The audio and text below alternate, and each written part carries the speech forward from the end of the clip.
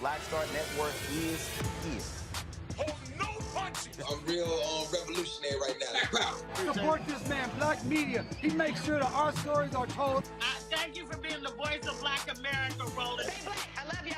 All momentum we have now, we have to keep this going. The video looks phenomenal. See, this difference between Black Star Network and black-owned media and something like CNN. You can't be black-owned media and be scared. It's time to be smart.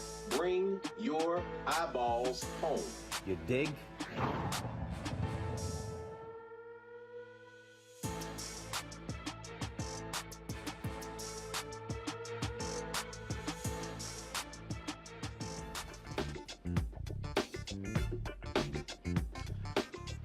Today is Friday, July 15th, 2022. Coming up, a Roland Martin Unfiltered, streaming live on the Black Star Network. House Democrats pass a series of bills protecting a woman's right to choose. One Democrat voted against. Of course, all Republicans did not vote for it. It now goes to the Senate, where it is likely to die. Speaking of the United States Senate, Senator Joe Manchin shows exactly who he is, an absolute coward. You cannot trust his word at all. He has basically scuttled the latest bill by President Joe Biden, showing exactly who he is, somebody who's in the pocket of the fossil fuel industry. New disturbing details from Ohio after a second autopsy reveals more about Jayland Walker's death. Remember, he was shot she was shot at 90 times by eight officers last month. And do you remember the story about the 10-year-old rape victim who had to travel to Indiana to get an abortion? Well, the doctor that performed the operation is facing some legal troubles, but they're also firing back at the Indiana AG, sending him a cease and desist, saying, you're lying. And we're closing out our Essence Fest recap in our second hour, folks. My crazy conversation with comedian Guy Torry. We'll show you what happened when I did a little something, hit the convention center floor, and some other great content we have from this year's Essence Fest. It is time to bring the funk. I'm Roland Martin Unfiltered on the Black Star Network. Let's go. He's got it. Whatever the miss, he's on it. Whatever it is, he's got the scoop, the fact, the find. And when it breaks, he's right on time and it's rolling. Best believe he's knowing. Putting it down from sports to news to politics. With entertainment just for kicks, he's rolling. It's on go, roll, y'all. It's rolling Martin, yeah. Rolling with rolling now. He's funk, he's fresh, he's real, the best, you know he's rolling Martin now.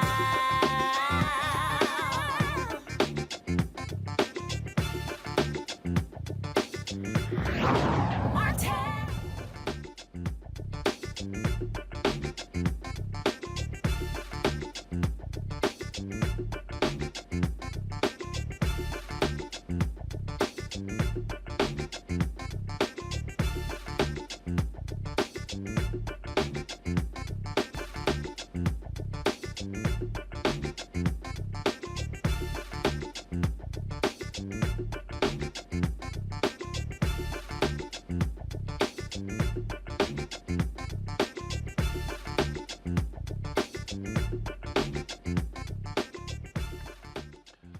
The House has voted to restore abortion access nationwide. The Democrats' first major response to the Supreme Court's landmark decision overturning the constitutional right to an abortion, Roe v. Wade. But the House bill approved Friday has little chance of becoming law with necessary support lacking in the 50-50 Senate unless Senators Kristen Sinema and Joe Manchin of Arizona choose to end the filibuster.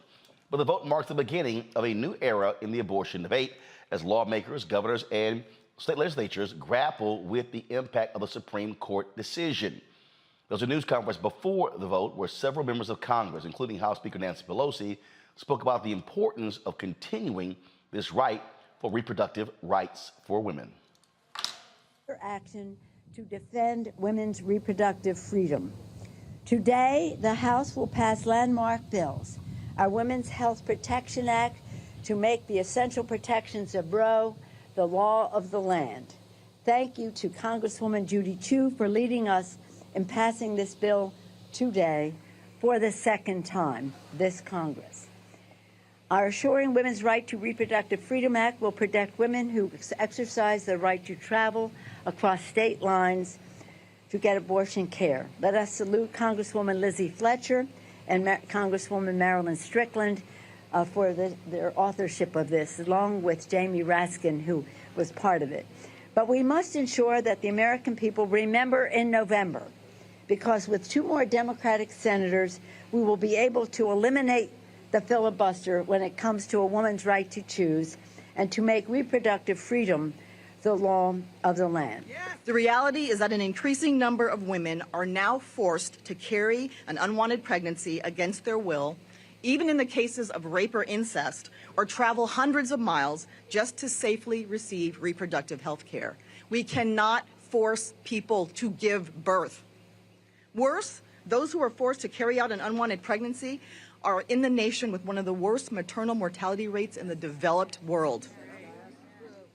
Taking away federal protections for abortion hits Black women, women of color, Indigenous women, low-income women, LGBTQ plus women, and women with disabilities the hardest, disproportionately. This is about healthcare justice. This is about social justice. This is about economic justice. Ripping away our right to safe and legal abortion is yet another way to control us. This is not about choice for them. This is about control. Controlling our bodies, policing our bodies, and controlling us. And make no mistake, we will do everything in our power to make sure it does not happen, not on our watch. Thank you. Congresswoman Barbara Lee, who has been open about her decision to actually have an abortion, spoke on the floor of the United States House. Last month's Supreme Court decision is having devastating impacts across the country. Now, I remember the days before Roe, and now that the court has ended Roe, we are truly in a state of a national health emergency. Abortion bans affect everyone, but their impact falls hardest on folks who face serious barriers to care, who already have these barriers presented because of the lack of equity in our healthcare systems. Women of color, people working to make ends meet, rural people, young people. It's terrifying now that people could be criminalized for exercising their own personal healthcare decisions. That is wrong. It's morally wrong. Already across this country, people are unable to get the care and denied the freedom to make their own decisions about their health and about their futures. Our personal liberties and our freedoms are being taken away. Taken away. This is just another step in the erosion of our democracy. It's never been more critical than now that we pass legislation to protect the right to access abortion and ensure that abortions and comprehensive reproductive health care are accessible and available for all. Thank you, and I yield.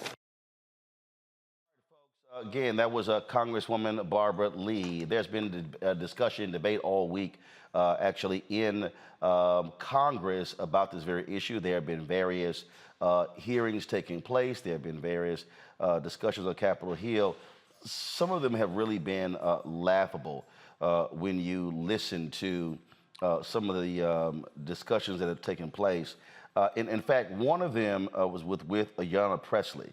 And she was actually having this conversation with the wife of Josh Hawley. Josh Hawley, of course, is the right-wing senator from Missouri. And the back and forth was really laughable. I'm going to pull it up for you because you need to really understand just the type of craziness that goes on. And so it was Erin Morrow Hawley. She is with the Alliance Defending Freedom.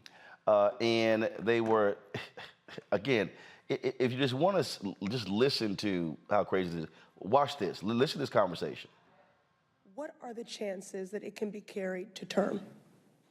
My understanding is that when an ectopic pregnancy ruptures is a life-threatening condition, that's why the treatment for an ectopic pregnancy is not an abortion. I'm sorry, reclaiming my time here. Again, could you just answer the question? When an ectopic pregnancy ruptures, what are the chances that it can be safely carried to term? And you know what, just to make this even clearer, I'm looking for a number between 0 to 100. Can you give me a percentage? Sure, I believe 0 ectopic pregnancies, even those that do not rupture, have a chance of successfully being carried to term. That's why the treatment for them is not an abortion. Reclaiming my time. It seems that there is a deficit in your understanding of reproductive health. In fact, I want the record to reflect that according to the American College of Obstetricians and Gynecologists, treatment for ectopic pregnancy requires ending a non-viable pregnancy. Now, let's turn... With respect, ma'am, that's not an abortion. This is my time. I asked you the question, you answered, and I'm now providing you with the accurate information from medical experts. My question was, when an ectopic pregnancy ruptures, what are the chances it can be safely carried to term? The answer is 0%. I answered that correctly, Further,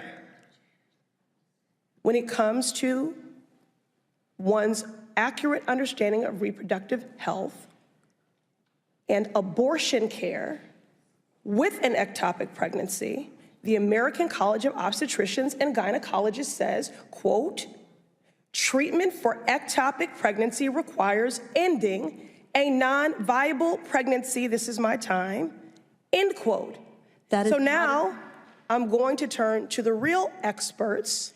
That's not an abortion because it does not have the intent to end the life of a child. Reclaiming. You had this back and forth. My panel, Kelly Bethea, communication strategist, glad to have you on the show. We also have Matt Manning, civil rights attorney, also Mike Imhotep, African History Network. Glad to have all three of you here. So, Kelly, so here's what's interesting when you have that back and forth debate there. Hawley says, "Oh, that's not an abortion where you're ending a pregnancy." But the reality is that's what doctors are doing. I saw one tweet before I came on the air today, where there was a doctor in Texas who was told that he needed to wait for it to rupture before he could treat this woman.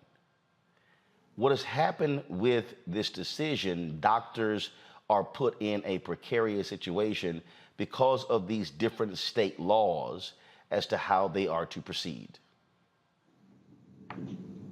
I am thoroughly disgusted, and I have been for the past month, and for many reasons, but this snippet of a hearing is a prime example of how little people know about the reproductive system of people who are capable of carrying pregnancies. And it's frustrating to me because it's those same people who made the laws to ban abortions. Some of those people being on the Supreme Court. An abortion is simply terminating a pregnancy. That's it. And for this woman to be under oath saying, well, that's not an abortion, you sound stupid. Maybe she is stupid, but at the very least, you sound stupid.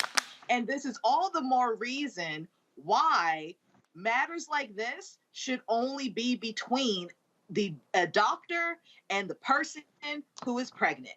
Those are the only two people who need to be anywhere near this discussion, because those are the only two people who have any understanding of what's going on. And for these two parties to be beholden to the most ignorant of these, who happen to be making the laws for the two parties involved, it is absolutely infuriating and the ultimate insult of intelligence for this country, for you to think that just because of your personal beliefs, you can just make laws for everyone to abide by. And what's worse, you don't even understand the kind of laws that you're making. You're just ruining people's lives because you don't understand crap. It's just ridiculous. This was another exchange here, Matt. This is Congressman Swalwell with someone. Again, just check this out. Would a 10-year-old choose to carry a baby? In the Ohio case, the Ohio Attorney General said that abortion would have been justified. Focus on the question, please. Would a 10-year-old choose to carry a baby? I cannot. Do you think a 10-year-old should choose to carry a baby? I believe it would probably impact her life, and so therefore it would fall under any exception and would not be an abortion. Wait, it would not be an abortion if a 10-year-old with her parents made the decision not to have a baby that was a result of a rape? If a 10-year-old became pregnant as a result of rape and it was threatening her life, then that's not an abortion. So it would not fall under any abortion restriction in our nation. Ms. Warbelow, are you familiar with disinformation? Yes, I am. Did you just hear some disinformation? Yes, I heard some very significant disinformation. Why don't you tell me about that? Yes, an abortion is a procedure. It's a medical procedure that individuals undergo for a wide range of circumstances, including because they have been sexually assaulted, raped in the case of the 10-year-old. It doesn't matter whether or not there's a statutory exemption. It is still a medical procedure that is understood to be an abortion. So yesterday, Ms. Warbelow, speaking of disinformation, Jim Jordan called a 10-year-old rape victim a liar. A 10-year-old rape victim was called a liar by the ranking member of this committee. And I know that he did that because he hates the president. It's clear every day from his statements and the statements from MAGA Republicans that they don't like Joe Biden, so they're going to call him a liar. That's fine. But what is worse is the reason that he did it is because he doesn't like what that rape victim represents, which is that this law from the Supreme Court, Dobbs, and the laws that will follow in states like Ohio and Texas and Georgia and other states will bring us government-mandated pregnancies for 10-year-olds, fourth graders, little girls. And to deflect from that, they choose to bully and beat up transgender individuals who represent fewer than 1% of Americans. And they try and deflect that because they don't want anyone in America to realize that they don't just want to wage a war on women, they're now expanding it to a war on little girls. So I'm confused, Matt. If a 10-year-old girl is raped and the pregnancy is threatening her life and they end the pregnancy, that's not an abortion? What is it?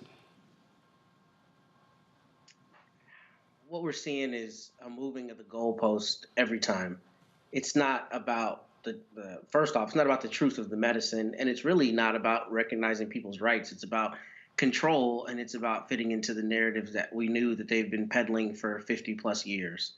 And what's disgusting about it is that they so often, when I say they, I mean conservatives, so often tout themselves as the party of values, the party of intellectualism, the party of thinkers, right? People who think freely.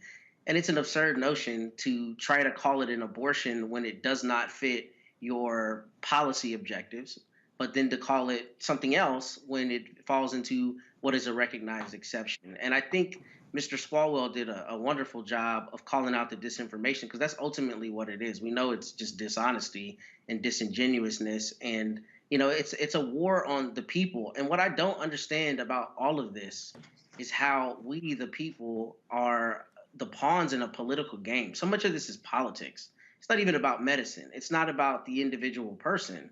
It's about carrying forward a narrative. And we're caught in the lurch of 500 plus politicians in Washington, peddling their wares as politicians, not as people who are concerned about those who they're serving. So I don't really know what to say beyond, it's part and parcel with what we continue to see. And it's that moving of the goalpost that allows them to at least feel like they haven't been pinned down by black and white questions. How is it an abortion in circumstance A, but it's not an abortion in circumstance B? Michael, you have the Attorney General of Indiana, who actually said that he is looking for the doctor who performed this procedure on this 10-year-old. This is the Attorney General who has been going on television, doing interviews, stating that she broke the law because she did not report information. Well, this is interesting. The doctor and her lawyers are firing back, saying that they have sent a. Come on, y'all, show it, please. Come on. They are showing a. They have sent him a cease and desist, saying that he is making false and misleading statements because she has documentation showing that she actually reported that. I saw another tweet where they were talking with another group where they made 2 referrals for 11-year-olds who had also been raped to have abortions. And what there used to be on the Republican side, a number of people where if they did oppose abortion, they had exceptions for rape and incest. But most of these bills today, there are no exceptions. You literally have one guy, I can't even think of his name, where he has said, oh yes, the 10-year-olds should carry these babies to term because they'll understand the importance and the value of that life. You cannot convince me that if any of their daughters who were 10 got raped by a criminal or a gang member, that they will be saying, oh, sure, have the baby. Or by a black man. Roland, Republicans have opened up a can of political whoop ass that is exploding in their face.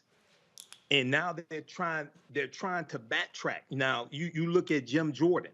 Jim Jordan had to delete his tweet. He called the story of the 10-year-old who was a rape victim. Okay, he called that story a lie. He had to delete that. You look at the Washington Post, record shows Indiana doctor fulfilled duty to report 10-year-old's abortion.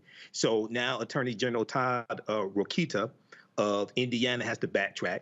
The doctor's attorney was on MSNBC Today, Nicole Wallace's show, explaining the cease and desist order, explaining how the doctor followed the law every step of the way. And, you know, what this reminds me of, Roland, I hate to take it here, this reminds me of slavery when African women did not have autonomy over their bodies and were raped and had to carry the rapist baby and things like this, did not have autonomy over their bodies. And now you have a lot of old white men and some white women like Aaron Hawley. And I know Kelly said Aaron Hawley sounds stupid. If Aaron Hawley is married to dumbass Josh Hawley, she is stupid. I'm telling you right now, she is stupid. But now you have this same thing expanded where white women, not just African-American women who die from childbirth who are 3 times more likely to die during childbirth than white women, but now you have white women who don't have autonomy over their bodies. So this is, as I said last Friday, I said there are going to be more stories that come out week after week. This is going to galvanize the 2022 midterm elections. This is going to, and Democrats have to tap into this anger and maintain the House, expand the margin in the House, and maintain the Senate, expand the margin in the Senate. But yeah, brother, this is serious. These are some crazy people. Jim Jordan, you spoke of Congressman Jim Jordan of Ohio. He was on Newsmax, right-wing Newsmax, and listen to the lack of courage that he displayed in this conversation. This child, should they have this option?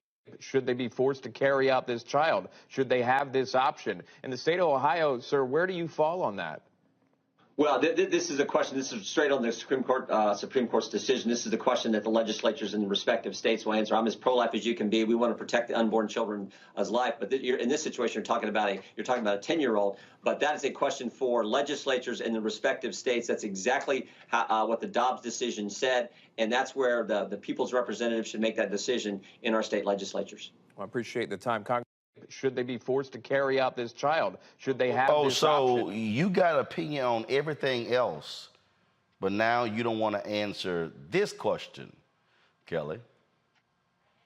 And my thing is, he should have had that kind of response for everything up until this decision, because it's none of his business what a person capable of pregnancy does with their body. It is no one's business except that person and the doctor treating that person.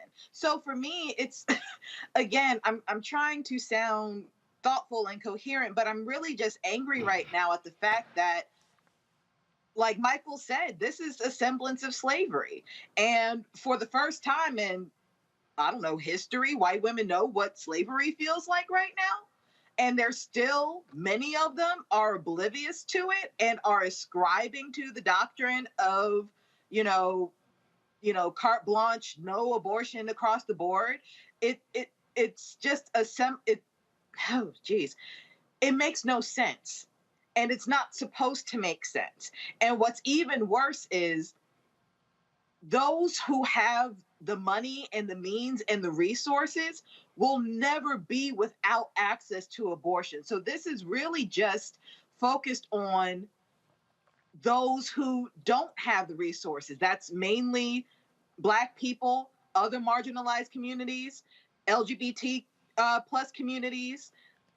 And it's not fair. It's not right. And it's more than about your right to, reproductive rights. This is about your right to privacy, which is really one of the fundamental principles of the Constitution. Like, that is one of the main reasons we have this thing called a country. And I say that loosely right now because I don't know where we're going with it. So again, like everybody who is on this pro-life, and I use that term loosely too, they just sound stupid because there's no rational reason for this outside of the fact that you need to be in control of something outside of yourself. Indeed. All right, folks, got to go to a break. When we come back, we'll talk about the case out of Ohio, where a black man was shot. They have released, was shot and killed. They released the second autopsy. We'll tell you the shocking details in that particular autopsy report. Again, folks, it is unbelievable. We're at this case. Also in Kansas City, a number of cops literally have a man pinned down. One officer pulls her gun out, fires a shot, hits another cop, then fires 2 shots into the suspect, killing him. I'm totally at a loss. And a black man just standing in front of his house gets accosted by a white woman. Why? Because he's black and she's white. All of that, folks, on Roland Martin Unfiltered on the Black Star Network.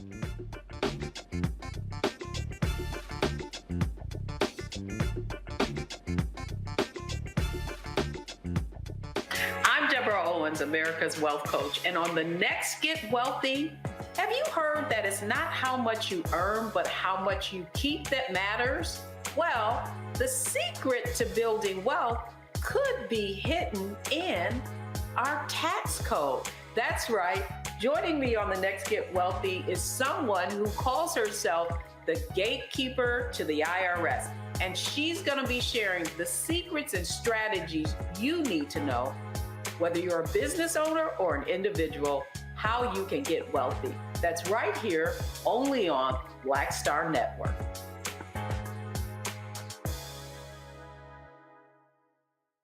Sexy to me is the exact same feeling as running water, ever flowing. Water always finds a way to get through. And so when you know that you're sexy, there are no questions about it. It is an ever-flowing emotion. It is an ever-flowing feeling. When you question it, though, you stop the water. I struggle with this a lot, mainly because I've been told what sexy should look like, what it should feel like. As a model who did Sports Illustrated, you're told that this is what sells sexy, but then you travel the world and what's sexy to one person is not sexy to another person. I'm more of a mindfuck kind of person. How can you stimulate the brain? To me, that's sexy.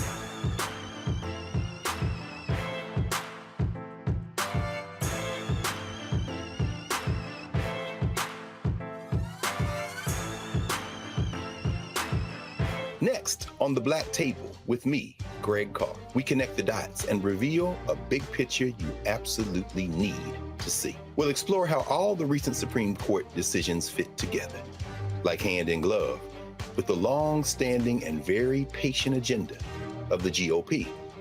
As one of our guests tells us, conservatives are playing chess, while the rest of us are playing checkers. And we're getting really close to checkmate. A Black Table you won't want to miss. That's next, only on the Black Star Network. Hi, I'm Gavin Houston. Hi, I'm Carl Payne. Hey, what's up, y'all? It's your boy Jacob Lattimore, and you're now watching Roland Martin right now.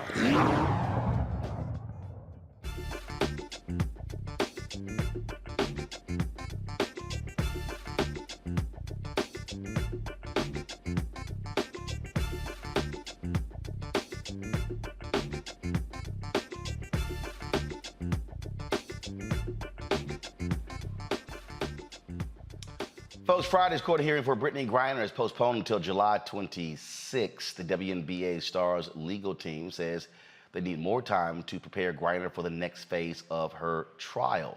Her lawyers also shared this photo of Griner in a prison cell holding a picture of her and her WNBA teammates. She's a two-time U.S. Olympic gold medalist. She was arrested in Moscow in February. Russian officials say they found cannabis oil in her luggage and accused her of drug smuggling. She pleaded guilty last week and could face up to 10 years in jail. Shalonda Spencer is Executive Director of Women of Color Advancing Peace and Security. She joins us to discuss this case. Glad to have you here. And so you've seen the increased attention on this particular case, but we still don't know exactly what is going to happen here. We've seen lots of speculation that that could be preparing for a prisoner swap. And so what more can be done? You even now have Russia releasing a statement telling the United States to back off of pressuring them in the Griner case. So thank you again for having me here on the show. I want to say that our organization, where we focus on women of color, advancing peace security, is that we realize we see these cases where Black women experience a lot of mass atrocities, and this happens to be one of them. When I see Brittany Griner, I see myself, I see other Black girls, but this is also about a lot of pay equity. We also have to think about how we get here and where we are.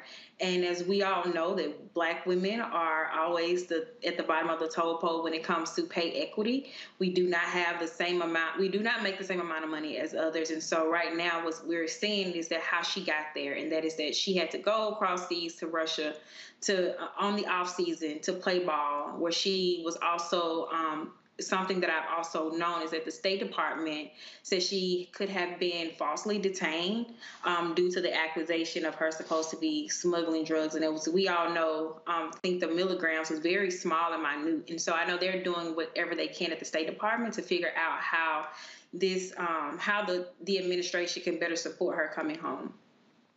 But what about what Russia said? That is, U.S. back off. Don't be pressuring us. When you have others who are saying, no, we need to have more pressure being put on Russia, being put on the Biden administration. I think Russia does what they do. Putin, and of course, his federal administration is doing what they do best, is trying to, in my opinion, figure out how they can use Brittany Griner to get whatever they need doing. Of course, we all know that, right, I think it was like, right when Russia invaded Ukraine, Brittany Griner was the person, is almost looking like she's a bargaining chip for us, for Russia. And so I feel like right now they're using her as leverage to get whatever they're wanting from the United States. And it's very unfortunate because it took ESPN, of course, to make it a national known issue at first. They were the first person to report it. And then it took women, especially Black women. I know recently after she did sign and say, hey, I'm ready to come home, and she wrote a letter to the administration, and it took over 1,200 women to sign this bill, to sign a letter in supporting of her letter. And so I think right now it's all about how do we trust the Biden-Harris administration, and also I think where we are with Russia is like, how do we not interfere? Because I think that's a big question. Like, how do we not interfere with their judiciary system? And we want the same respect for our judiciary system when it comes to the United States. And I think that's a big conflict right now too, as well. So what do people do next? I feel like for me, I think it's still amplifying the voices for her. I have spoken with a few people with the administration right before this stuff even started. And one thing that I was told, it's all about supporting the family at this moment. Her significant other and all of them are not aware of all the things that goes on politically. This is politically driven, it's politically motivated. And of course, people like myself and other people of color, we're not always into the everyday issues, especially when it comes to foreign policy and international relation things. And so where she thought she was just, packing up her stuff, putting, her vape in her, her bag, it wasn't nothing to her. But what the Russia decided to do was say, hey, let's just use this as our leverage. And so I think what you're doing right now is that we're continuing to make sure Brittany is heard, especially Black people. I've seen where professional athletes are now coming out and supporting her, where you did not see that before. And I feel like outlets like this and people who are speaking out more, it's bringing that attention to where it is kind of forcing the administration to have to do something immediately. All right. Shalonda Spencer, Executive Director of the Women of Color Advancing Peace and Security. We surely appreciate you joining us, and hopefully we'll have some good news soon with regards to Brittany Griner. Thank you so much. Folks, let's talk about Congress, if you will. A couple of things have been going on. One story we've been talking about, which is quite interesting. President Joe Biden has struck a deal with Senate Minority Leader Mitch McConnell to advance a young, conservative, anti-abortion federal judge for McConnell's acceptance that he would not be blocking some U.S. attorney picks. Now, a strange development has actually taken place, folks, and that is Biden is now dropping the nomination of Chad Meredith, not because Democrats have been outraged at his decision, but because Senator Rand Paul would not return his blue slip, allowing this to go forward. Yeah, I know that may sound a little strange what I just said, but yeah, that's the case. And there was something in this article, Matt, that in this New York Times article. First of all, Mitch McConnell's real pissed off right now. He's really pissed with Rand Paul. But what he said was, here, let me just pull a quote up here. First of all, McConnell said he persuaded the White House to do him this personal favor in naming the judge. He would be replacing a 66-year-old judge who was appointed by President George W. Bush. But this is the thing that really tripped me out. And this is why I keep trying to warn people what McConnell is doing. McConnell says the net result of this is it has prevented me from getting my kind of judge out of a liberal Democratic president.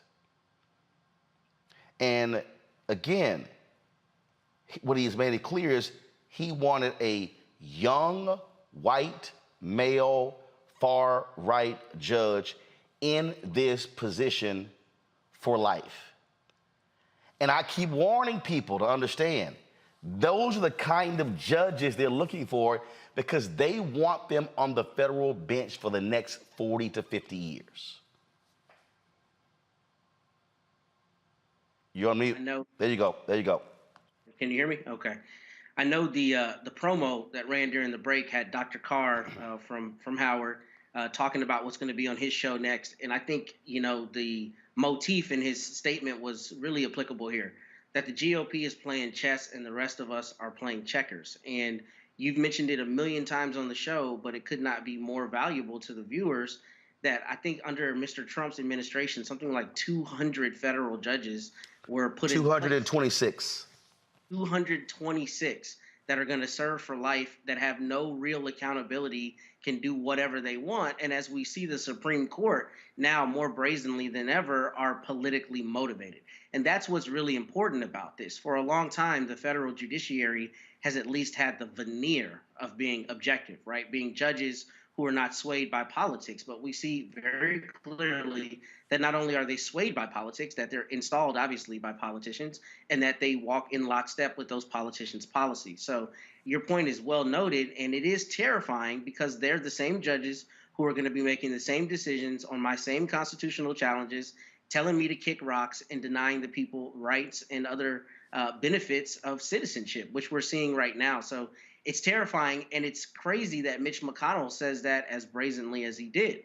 I'm not going to get my kind of person, meaning young, white, conservative, and who will walk in lockstep with my policy out of this liberal president. So it's terrifying that we're seeing this on this scale, but it is part and parcel with what we've been seeing for a long time and what Democrats, unfortunately, have not been appropriately countering. Here's what's interesting, Michael, as I look at this particular story here.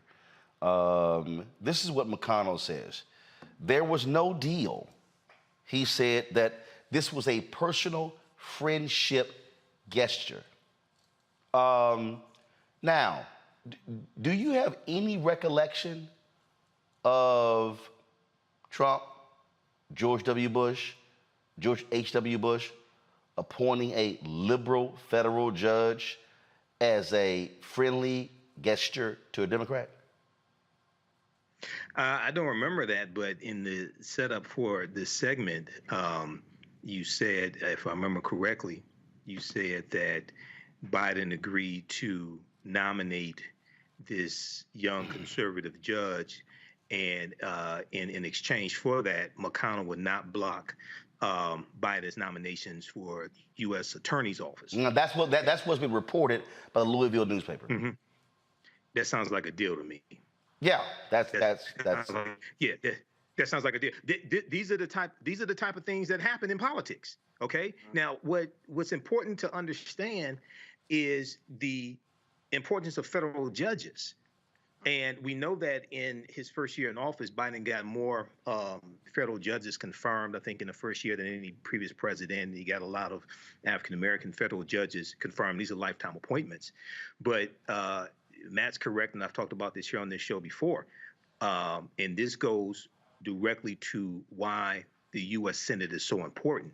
Donald Trump got 226 federal judges confirmed in one term, and changed the landscape of the federal bench. These are lifetime appointments. These were nominations that came from the Heritage Foundation and the Federalist Society. But what set this up, and it's extremely important for people to understand this, and this goes back to the conversation that you had on the show yesterday, Roland, with the disinformation campaign. What set that up partly was when Republicans took back control of the U.S. Senate in 2014 during the midterm elections, and McConnell blocked 103 federal bench nominations from President Barack Obama, including Myra Selby, who was an African-American female judge that President Obama nominated in 2016 to the Seventh Circuit Court of Appeals, which would be over Chicago. McConnell, because those had to be confirmed by the Senate and Republicans controlled the Senate, they blocked those nominations, which left these nominations vacant when Donald Trump became president because of the Electoral College. And most of our people don't understand how the Electoral College works.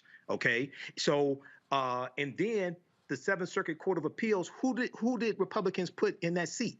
A woman named Amy Coney Barrett. And then when Ruth Bader Ginsburg dies, they put Amy Coney Barrett on the fast track and ran her through and got her confirmed to the U.S. Supreme Court. So they're playing grandmaster level chess. We're playing beginner's checkers and don't even understand all the rules to checkers. This is why it's important to understand the three branches of the federal government: executive, judicial, and legislative. And one of the reasons why Republicans, and this is McConnell's lifelong work, to nominate as many conservative federal judges as possible, and Supreme Court justices, of course. Because white people have a declining population in this country, as we see from the 2020 census, and their percentage dropped to 57%. First time it dropped below 60% since 1790. They want to control the judicial branch of the federal government because that interprets law from the legislative branch, the House and the Senate, and the executive branch. So they want to control that for the next 25, 30, 40 years. So this is hardball that we're playing. This is understanding politics on a whole nother level. Well, it is, and the thing that I'm sort of remembering here, Kelly, is that when Obama was president, he cut a deal with Republicans where he was going to give a federal judicial pick to Michael Boggs, a right-wing attorney who defended that state's voter suppression bill. Well, let's just say that pissed off a lot of folks like Congressman David Scott, Congressman Hank Johnson. I remember there was a news conference at Ebenezer Baptist Church. Representative John Lewis was there. You had Pastor, why is it escaping me right now, Joseph Lowry, who was there, I believe C.T. Vivian. And what was interesting, so basically Obama had cut a deal with them. And so what then happened was they came out hard against it. Well, Obama then calls Joseph Lowry to tell him, to talk to him about that news conference, to tell him that, well, you know, I'm a man of my word. He did not want Lowry and others out there publicly opposing him. For anybody out there who's like, okay, Roland, why you dogging Obama? Lowry told me the story before he died. So what happened was, Lowry said Obama called him And out of respect for Obama, Lowry said that was going to be his last public voicing on that particular pick. Well, then the pick continued. And then you had folks like Congressman David Scott and others who were asking, wait a minute, how is this pick continuing and going down this path? So then they began to hear whispers that that Congressman John Lewis had somewhat given his nodded okay for it to move forward. Well, they then went after Lewis. They issued an ultimatum that John Lewis had until 4 p.m. one day to come out publicly against this particular nominee. Lewis was pissed. I mean, Lewis was cussing them out up and down. Yes, I also confirmed that. And but they forced Lewis to release that statement. Scott was so cold-blooded that Scott told him point blank that said that if the rumors were true, he called John Lewis a turncoat. Lewis issued that statement. The Boggs nomination was killed. What Scott said point blank was, and I agree with him, what he said was, and this is a story right here, and you'll see this was these were photos taken at Ebenezer where they had that news conference. What Scott said, and I agreed with him 100%, he said, look, man, Obama, you're going to be gone. You're going to be gone. This federal judge will be making decisions in Georgia, impacting Georgia, for 30, 40, 50 years. And they shut it down. And that's exactly what they should have done. They should have shut it down. Senator Dick Durbin was saying about this particular nominee. He was like, why in the hell should we support this nominee? They ain't got nothing to do with us. And said he said he couldn't get an answer out of the White House. And so yes, this is now died because Senator Rand Paul won't return his blue slip. But this is where you say to your own president, hey man, that's your deal. That ain't our deal. And we ain't got to go along with your deal. It is always interesting to me when you hear about stories like this, because on one end, the angel side of things, it's like it looks like a concerted effort for bipartisanship, right? But on the other hand, and I won't say it's the devil on the other shoulder perspective, but I will say it's the more realistic perspective. There are plenty of other areas and issues within legislation and policy that have real desire to become bipartisan, that are already kind of bipartisan on its face.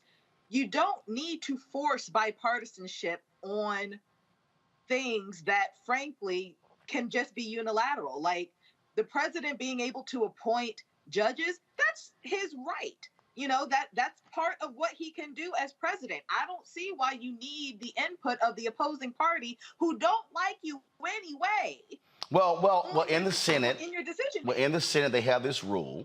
They have this rule. It's called the blue slip rule, that that a nomination doesn't go forward unless both home senators agree. Now, his was interesting though. Even when Trump was president, there was a federal nominee that Tammy Baldwin, and Ron Johnson, Democrat and Republican in Wisconsin, did not return their blue slip. McConnell said, damn that, judge goes through. So you have the option to ignore the blue slip. So there's this custom, this rule that, well, I don't return the blue slip, then you can't move forward with the nomination. Both sides have sort of gone with that, but there have been times when they said, damn that blue slip, we're not moving forward with this. Sure. And again, like, I didn't know that. So I take your word for it. But at the same time, even in that model, it seems kind of ceremonious. You know what I'm saying? Like, there are plenty of other, like you said, some people say, damn the blue slip. Some people do. But at the same time, I don't see why it is so just forced bipartisanship when it comes to judicial making judicial making decisions when it comes to like appointing judges and the like, especially when the executive branch has that power almost unilaterally. That's the check and balance of it all. Well, the Are there executive rules branch, within it? the executive Sure. branch, they can name, they can pick nominees, but they got to be confirmed by the Senate. And so, The frankly, Senate, correct. they can shut them down. And these are examples where House members put pressure on their Democrats in the Senate to not move forward. Let me talk to y'all about this here. So, Senator Joe Manchin has scuttled this bill of President Biden that will deal with the economy, that will raise taxes on the rich, and will deal with the issue of climate change. Now, here's what's illogical. Here's what's utterly illogical, Matt. This man has been lying. You'll meet with him, and he sat with Senator Ron Wyden of Oregon and went through and laid out what he would accept on the climate side. Then when you get to the end of the road, now I'm good. Joe Manchin has left the Democrats at the altar more than any other cold feet groom you've ever met in your life. You cannot trust this man at all. What's the accountability? I mean, for him going back on the deal, what comes of him not, of him doing that? Clearly nothing, because he's done it over and over and was lied about even the filibuster and how long it's been in place. I think he said it was in place for 232 years and it's been in place since like 1975. So, Manchin is very clearly doing what Manchin wants to do, which is not help the Democrats get where they need to go. But the bigger question is, what is the accountability for him continuing to go back on these deals? This man, Kelly, has taken more money from fossil fuels than anybody else. And he just keeps doing whatever he wants to. And I saw this tweet from, I think, was one of the Parkland family members. And I agree with him 100%. He said, Democrats, stop talking about Manchin, and you should be talking about Sherry Beasley, Mandela Barnes, John Fetterman, Val Deming, Tim Ryan. He said, and defending your 4 seats, Georgia, Nevada, Arizona, New Hampshire. He said, because if you win those 5 seats, guess what? Senate is not 50-50. It's 55-45, and Manchin can't sit there and play kingmaker. And I think that's really all that Manchin is about at this point. I think he's kind of just shoving in our faces that he has this power within the Senate. And once we do reclaim majority in the Senate, he's going to go back into his cave and never to be heard from again. But at the end of the day, I just wish he would just call a thing and call himself a Republican, because I have yet to see anything come across my newsfeed that resembles anything regarding the Democrat stance on things coming out of Manchin's mouth. Slow down, because we got to be factual here. Right. If Manchin flipped, let's be clear, if Manchin left the Democratic Party, and even if he chose to be an independent, but caucus with Republicans, they control the Senate. Right. And I understand that, but at the same time, they kind of already control the Senate. No. I understand it. No. Follow me here. Can I finish my thought? Hello, but I got to add this to it. Because we just talked about all those judges. Because it's 50-50, they have been able to get through more than 100 federal judges, a number of black women, because they control the Senate. They've been able to get through Biden's nominees because they control the Senate. If he aligns with them, they control nothing. Like nothing. Nothing they want, it can't remotely get done because they will have a 51-49 majority. Go ahead.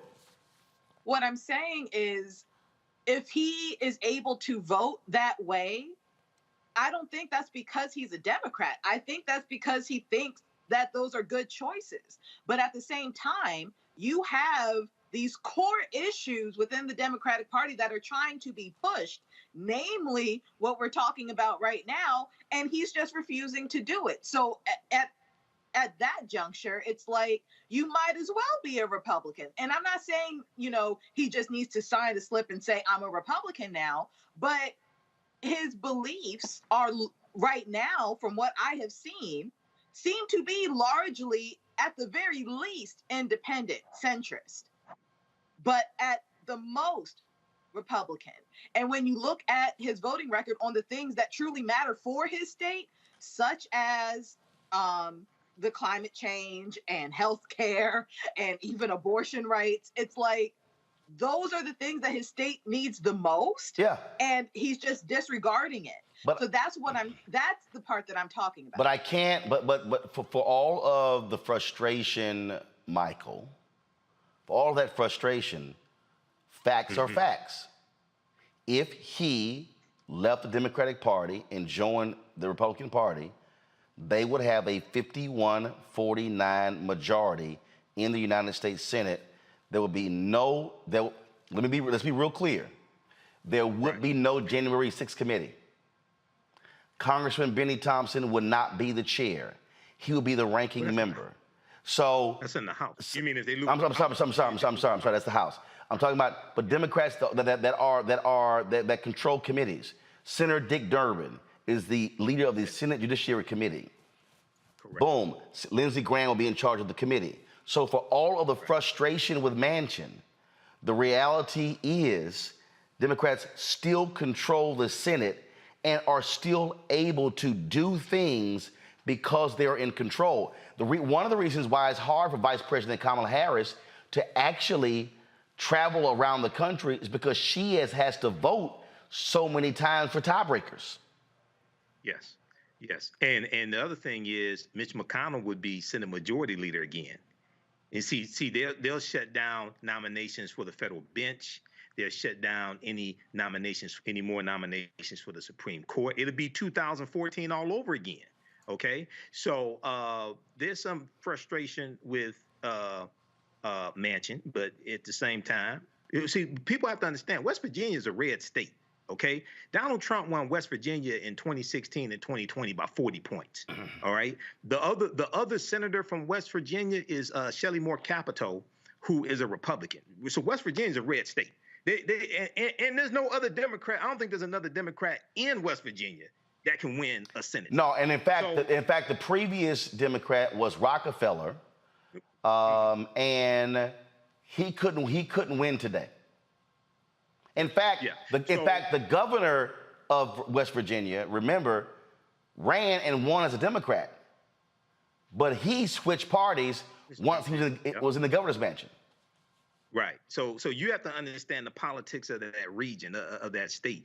The reference that you made, and the person talked about how I think the Democrats need to talk about Mandela Barnes. They need to talk about Booker in Kentucky and flipping those Senate seats. Tim Ryan in Ohio. That's extremely important. Biden talked about recently get 2 more Democratic senators. We need. I don't know why in the hell he said. I don't know why in the hell he said 2. Yeah. You need more than 2. First of all, don't just say 2, thinking, if we get 2 more, that cancels out Sinema and Manchin. No, bruh. Right. You need a minimum of 3. First of all, you got to defend 4. You got to defend Arizona, Mark Kelly, Nevada, New Hampshire, Warnock in Georgia. You got to pick up 3. And the 3 best pickups are Pennsylvania, Wisconsin, North Carolina. I then say Ohio comes 4th. I think Deming comes 5th. Florida. And I mean, that's really it. And your long shots are Booker in Kentucky, Chambers in Louisiana. Right, exactly. So we need to start naming names. And I know somebody out there, y'all like, Roland, it's a black person who's a Senate nominee in Alabama. It's Alabama. It's Alabama. Yeah, it's Alabama. So this is understanding strategy. This gets back to the conversation yesterday. This is understanding strategy. And I don't get frustrated with stuff like this. This is the time to strategize. Yep. Okay. Don't get sad. Strategize and beat them at their own game. And this is why it's so important to have the accurate information, the proper information as well. But this 2022 midterm election is extremely important. Everything is on the line. And we have to build upon the successes of the Biden-Harris administration in the first 2 years, $5.8 billion for HBCUs, $1.9 trillion American Rescue Plan, $46.5 billion in rental assistance, fighting to improve Black maternal health, all the things they're doing, the $1.2 trillion infrastructure bill that only 19 Republicans in the Senate voted for and only, I think, about 14 in the House voted for. You build on that because if you get those senators and you get 55 in the Senate, now you can get the George Floyd Justice and Policing Act. Now or you'll also find out, or you'll find out what other Democrats have been hiding behind Manchin and Sinema who don't want to lift the filibuster. That's what you're also going to find out. A lot of them shifted. A lot of them shifted. Yeah, well, a lot of them shifted because they knew those two weren't shifting. Something. Right. So my point is, if they get 55, you'll know for real who shifted, as opposed to those who. It's like, yeah, I shifted, knowing full well it wasn't gonna happen. So let's see who's for real. Got to go to a break real quick. We'll be right back and roll about Unfiltered.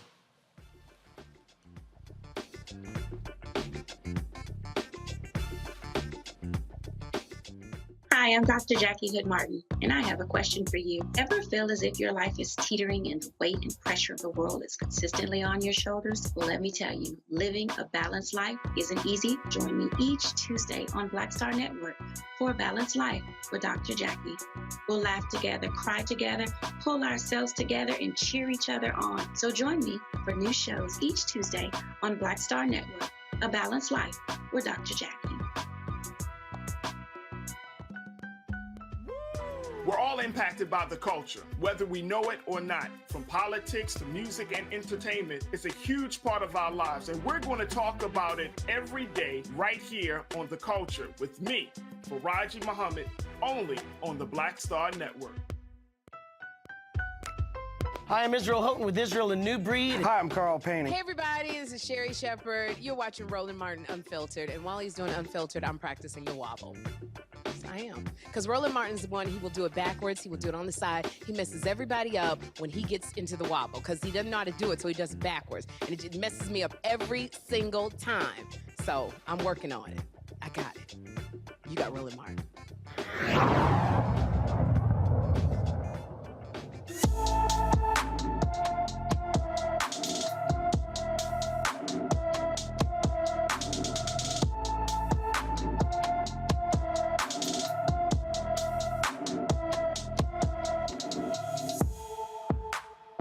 All right, folks, Keziah Anthony was last seen in Virginia Beach, Virginia on July 9th. The 15-year-old is 5 feet 3 inches tall, weighs 117 pounds, with black hair and black eyes.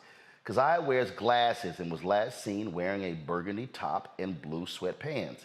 She requires medication and may need medical attention. Anyone with information about Keziah Anthony should call the Virginia Beach, Virginia Police Department at 703-385-2700, 703-385-2700. All right, folks, a new autopsy report reveals disturbing information regarding the death of Jayland Walker. He was the black man who was killed in Akron, Ohio last month. Summit County Medical Examiner Dr. Lisa Kohler says Walker was shot so many times and had so many injuries, it's unclear whether a single bullet could have caused one injury or multiple injuries. Early reports claimed Walker was shot nearly 60 times, but Dr. Kohler says he was shot only 46 times. The first part of the examination involves documenting identifying characteristics and noting medical therapies and injuries. Evidence of medical intervention on Mr. Walker included tourniquets on his legs and left arm, gauze dressings to his chest and abdominal wounds, adhesive seals over 2 chest wounds, and defibrillator pads on his chest. The autopsy determined that Jayland had 46 gunshot wound entrances or graze injuries. A graze injury results when the bullet runs along the surface of the skin but does not enter a specific area of the body. An entrance wound indicates that the bullet struck the skin and entered a part of the body and either exited or became lodged within tissues of the body. The photographic record shows more than 46 labeled wounds because there are exit wounds, bullets beneath the skin, and abrasions that were numbered for the purpose of identifying specific injuries in the photographs and to permit clarity. The injuries include the following: 15 gunshot wounds injured the torso and caused internal injury to his heart, lungs, liver, spleen, left kidney, intestines, and multiple ribs.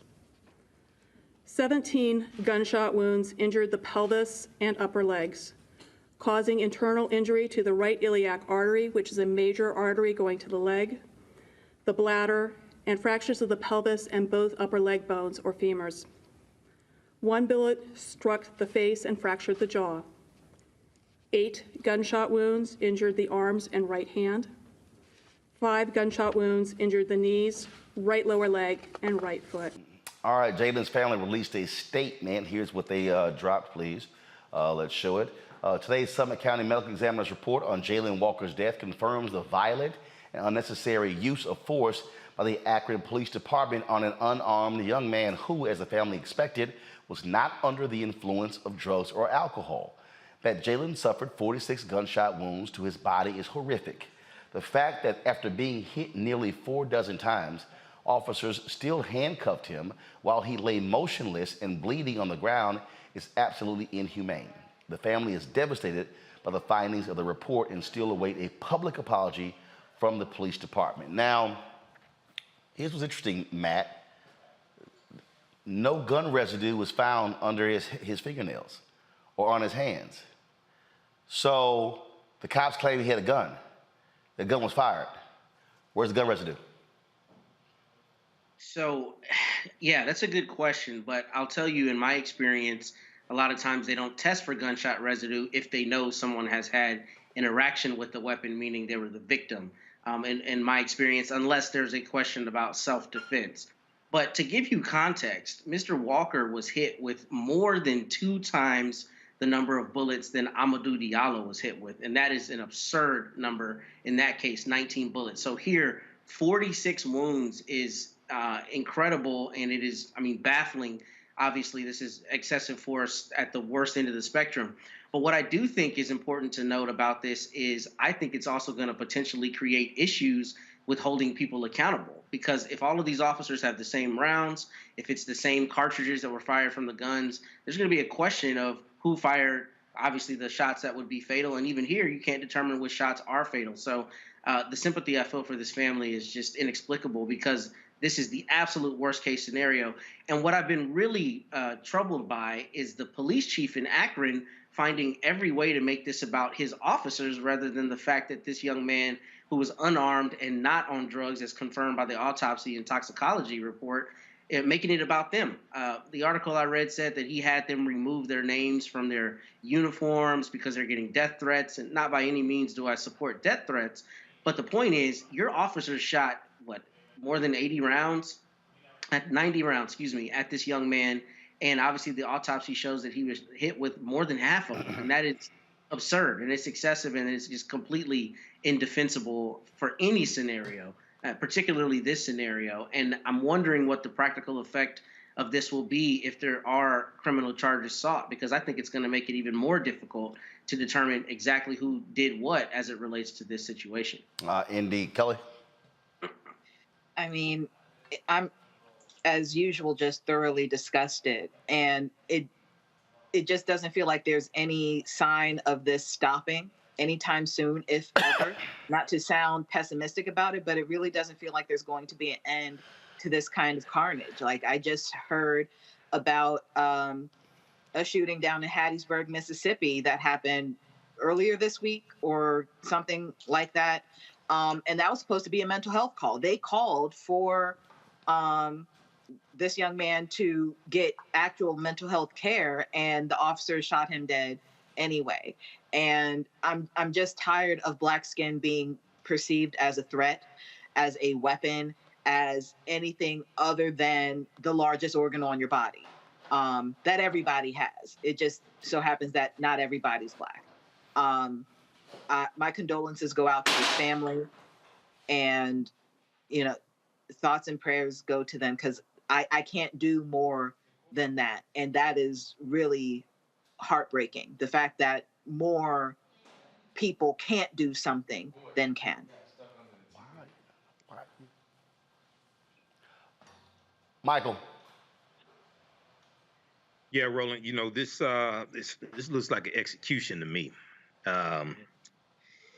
Hit 46 times, running away from the officers. You know, I know most people don't advocate running away from police, but even if you do, that should not be a death sentence.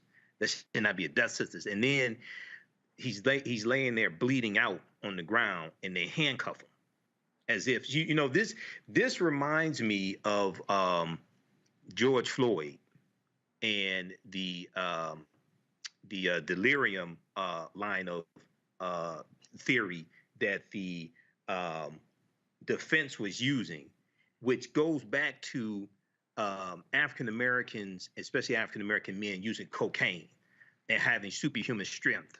Okay, so you handcuff him after you shoot him, after you shoot at him 90 times. He's laying there bleeding out.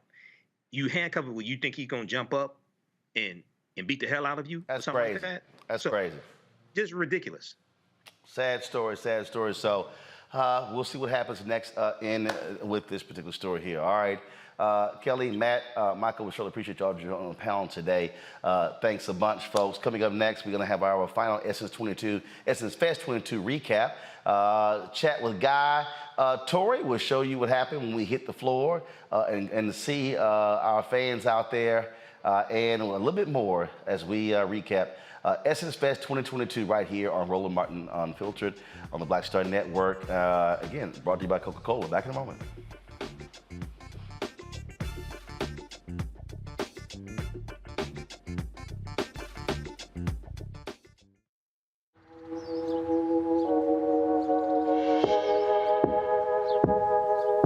Hold fast to dreams. For if dreams die, life is a broken-winged bird that cannot fly. Hold fast to dreams. For when dreams go, life is a barren field, frozen with snow. Lots of oranges, half the sugar, 1,000% delicious. That's simple math. Say yes to simple. Made the simple way. With real lemon juice, 75% less sugar, and Say yes to simple.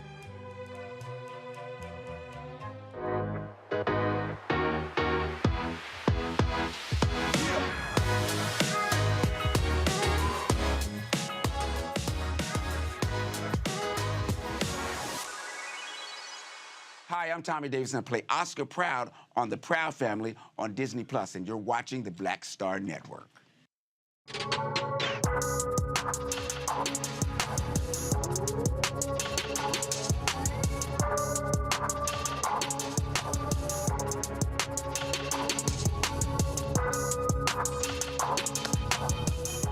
All right, folks, we had a great time. We were in New Orleans for Essence Fest 2022. And we kicked things off when McDonald's had a brunch for their Future 22. Had a great panel discussion with Keke Palmer. And so here's some of that conversation. McDonald's welcomes the future. It's in the hands of the builders and the visionaries, the growers and the shakers. They're making every corner the corner office, and nothing will ever be the same. Welcome to the future. Great leaders are happening here. McDonald's introduces 22 dynamic leaders that are changing the future. Don't miss their stories on Instagram at We're Golden.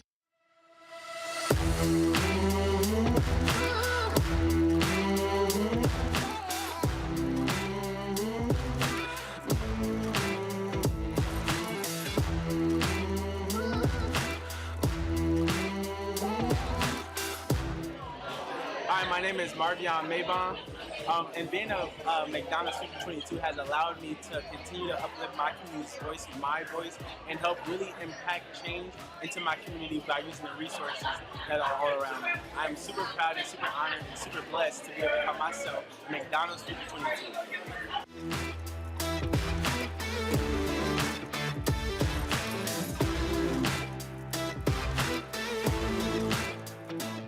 So what I did was I started my own business where I go and market black-owned restaurants in Houston.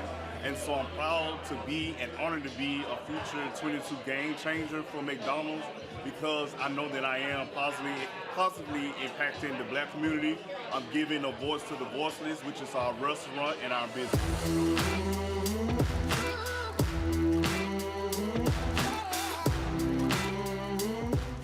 I started my journey about 9 years ago. I'm 17 years old. We started in 2013 because we saw that there was a lack of computer science being taught in the school systems, as well as black and brown people being represented in the tech space.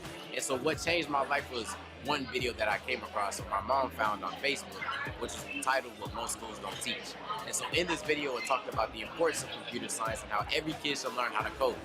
And so I've had the opportunity to be with a part of McDonald's. They've been supporting me since the very beginning. When we first did our computer science education camp, 1 week camp in person back in 2014, they supported us there. They supported me throughout the pandemic, onboarding 300 kids into my virtual computer science and personal development class. McDonald's has been a part of my life, not only business-wise, but in my family for generations. I've been eating this.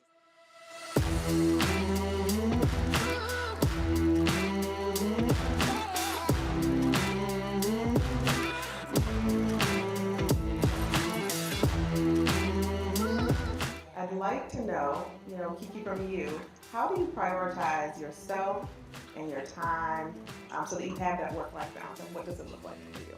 Yeah, it's a challenge. I've worked toward it for a long time trying to figure out what the balance is. I've dedicated a lot of my life to my career, and I think that dedication is definitely what reaps results. But at the same time, you still have to realize that, you will burn out if you don't find a way to balance and take care of yourself independently of your outside goals. And so I think over the years, I picked up on things that would help me in the way that I mentally prepare myself for that and not have the guilt of not working or the fear of, if I don't do this. And I tell myself, I'm only going to be better if I do better for myself. If I want to be good at my job, then I got to make sure I'm good on my own. And so that kind of helps me to get out of the vibe of, I feel guilty because I'm not doing everything at once. And so I implement things like doing yoga, or like I go on retreats sometimes, and it could be a staycation down the street at a hotel, or it could be just staying in your house, and not let nobody call you.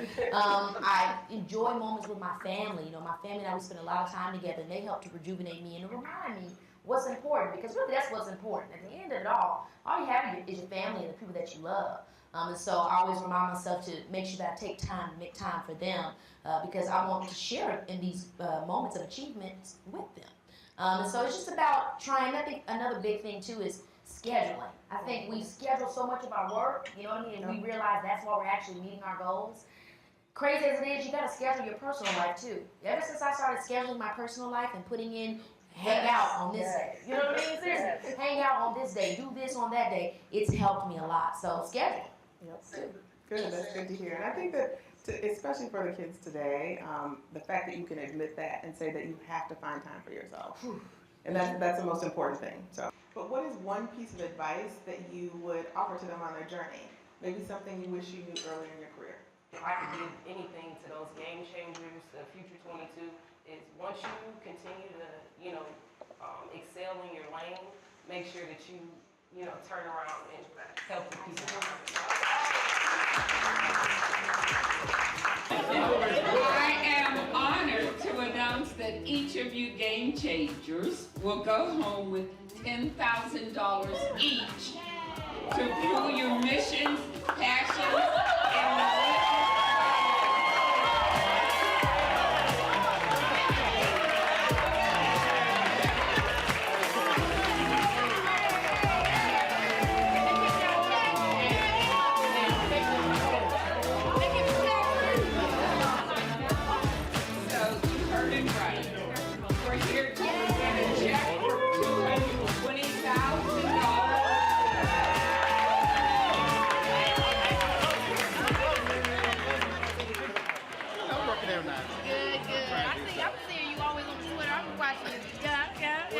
trying to educate a little bit. Yes, and you're doing it. You're doing it. Trying to do that, so. So good to see. How long you're here? You speaking in some more stuff? No, we actually got 19 people here, so I got a live crew shooting all over. That's awesome. So, yeah.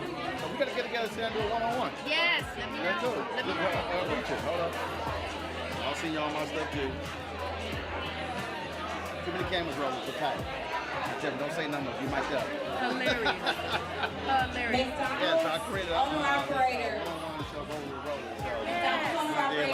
I shot like 29 last year. Carrollton Room on the first floor. How's it going? Oh, going great. Carrollton Room, first floor, McDonald. Michael Ely, Richard Train, Sheila E. And just and so in whole people, we don't no project. It's just it's a flowing conversation. Oh, whatever we want to talk about. Oh, I love it. I love that. Yeah, we definitely should. And plus, I own it, so I ain't got to ask nobody. Right, exactly. What's up, it's your girl, Kiki Palmer, and you're watching Roland Martin Unfiltered.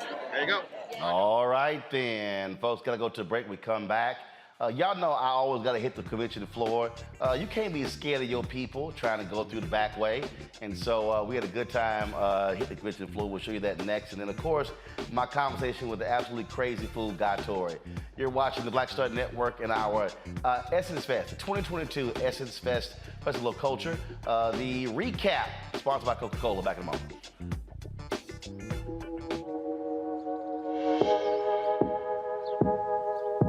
Hold fast to dreams. For if dreams die, life is a broken-winged bird that cannot fly. Hold fast to dreams. For when dreams go, life is a barren field, frozen with snow. Lots of oranges, half the sugar, 1,000% delicious. That's simple math. Say yes to simple. Made the simple way. With real lemon juice, 75% less sugar, and say yes to simple.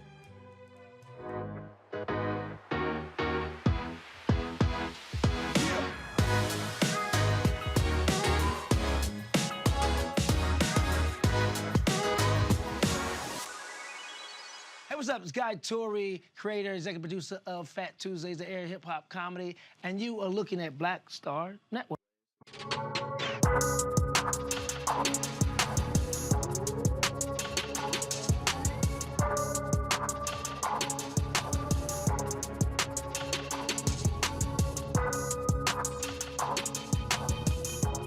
All right, folks, if you're gonna go to New Orleans and for Essence Festival, you better have some comfortable shoes, and that was always the case. We had to hit the floor, of course, to get a little work done, and just now y'all get a sense of what my world looks like when we are in New Orleans.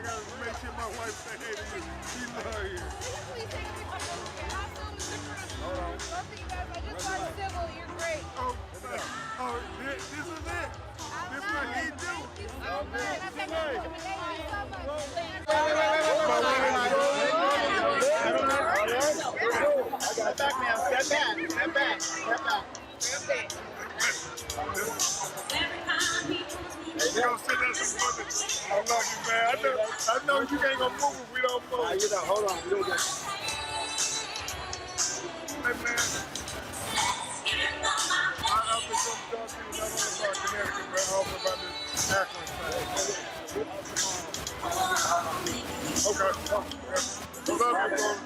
you for being our voice,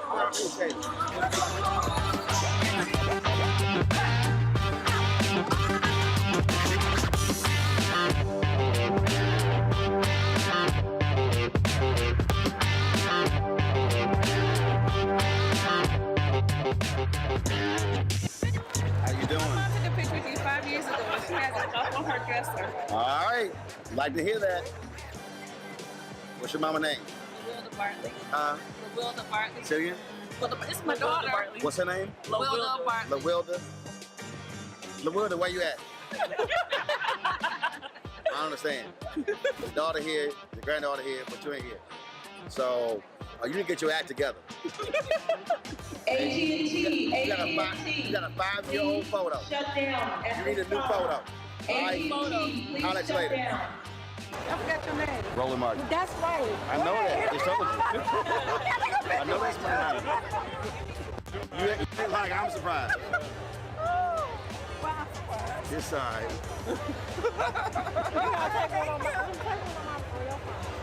I got it. I'm sorry, I love you, brother. I watch you all day long. I appreciate it. I appreciate it. Appreciate it. All right. You're crooked, man. Oh, man, come on, straighten it up, man. Look. You got that, man.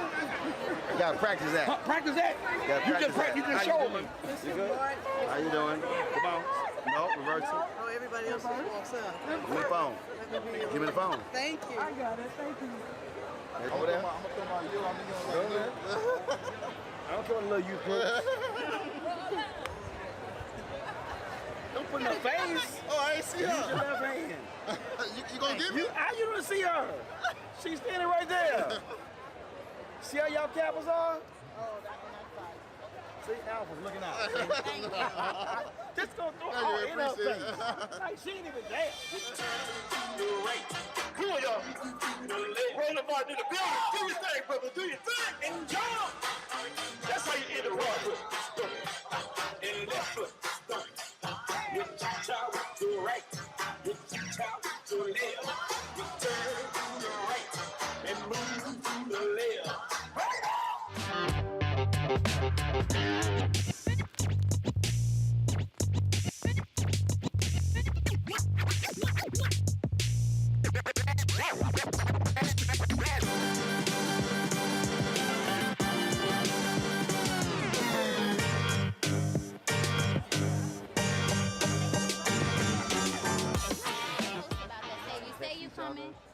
Y'all didn't like, you know y'all on iPhones, you find location? Exactly. She has my location.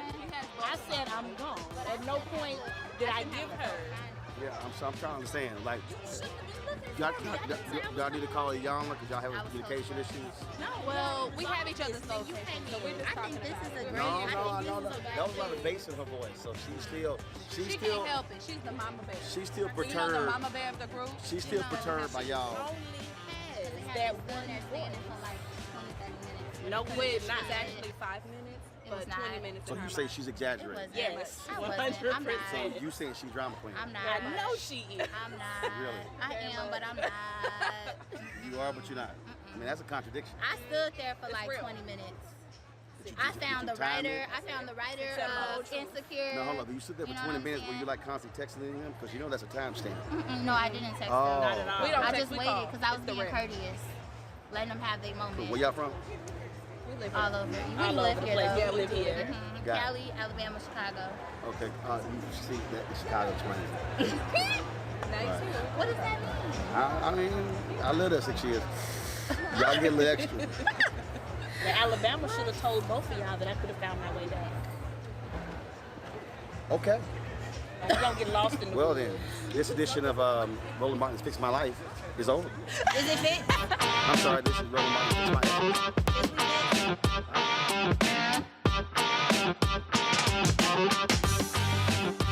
There's always some drama. All right, y'all. Let's see here. Coming up next, y'all, my conversation with comedian Guy Torrey. It always gets ignorant when the two of us get together. And so y'all are in for some laughs. So be sure to check this out. Don't go anywhere. If y'all on YouTube, Facebook, y'all hit the like button, hit the share button. Let people know how much fun we having. That was a lot of fun there. We got some other great content, y'all. We haven't even shown y'all. Man, when I hit the AT&T stage, we doing a little dancing. That was all fun.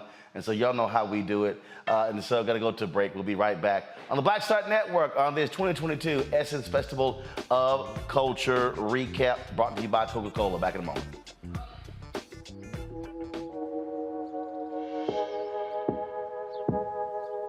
Hold fast to dreams. For if dreams die, life is a broken-winged bird that cannot fly. Hold fast to dreams. For when dreams go, life is a barren field, frozen with snow. Lots of oranges, half the sugar, 1,000% delicious. That's simple math. Say yes to simple. Made the simple way. With real lemon juice, 75% less sugar, and say yes to simple.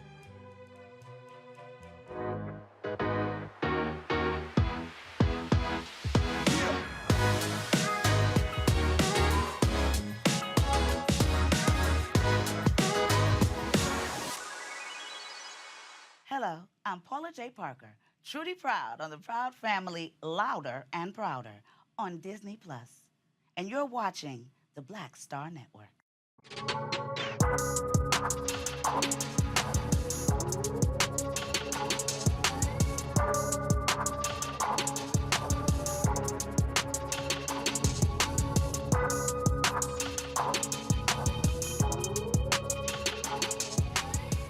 All right, fam. Guy Torry was the brains behind the documentary, actually the Fat Tuesday. There was a documentary that was done on that, and we had a chance to talk about that and a whole bunch of other stuff. Now, y'all know when Guy and I get together, it's always shenanigans that take place, and this was no different. Now when you were in school, were you always ready? Dude, let me tell you something. In school, it was a school bus ride. That was like the comedy show. Like, if your gear was whack, like I said, we looked, we noticed him. Oh, he got on Pumas with a Nike shirt and Reebok pants on. Oh, he advertises for everybody. He a race car. So then once you go to that school bus and your gear is whack, they call it bullying now. But back then, we hitting you. Right. That aisle was the catwalk. And when you walk down that aisle, we tearing that butt up with just jokes. And that's where it starts. It starts on the school bus, and then it went on in the classrooms and the playground, and that's how you earn your stripes. Now, see, I have never cared about, for me, if the colors match, we fine.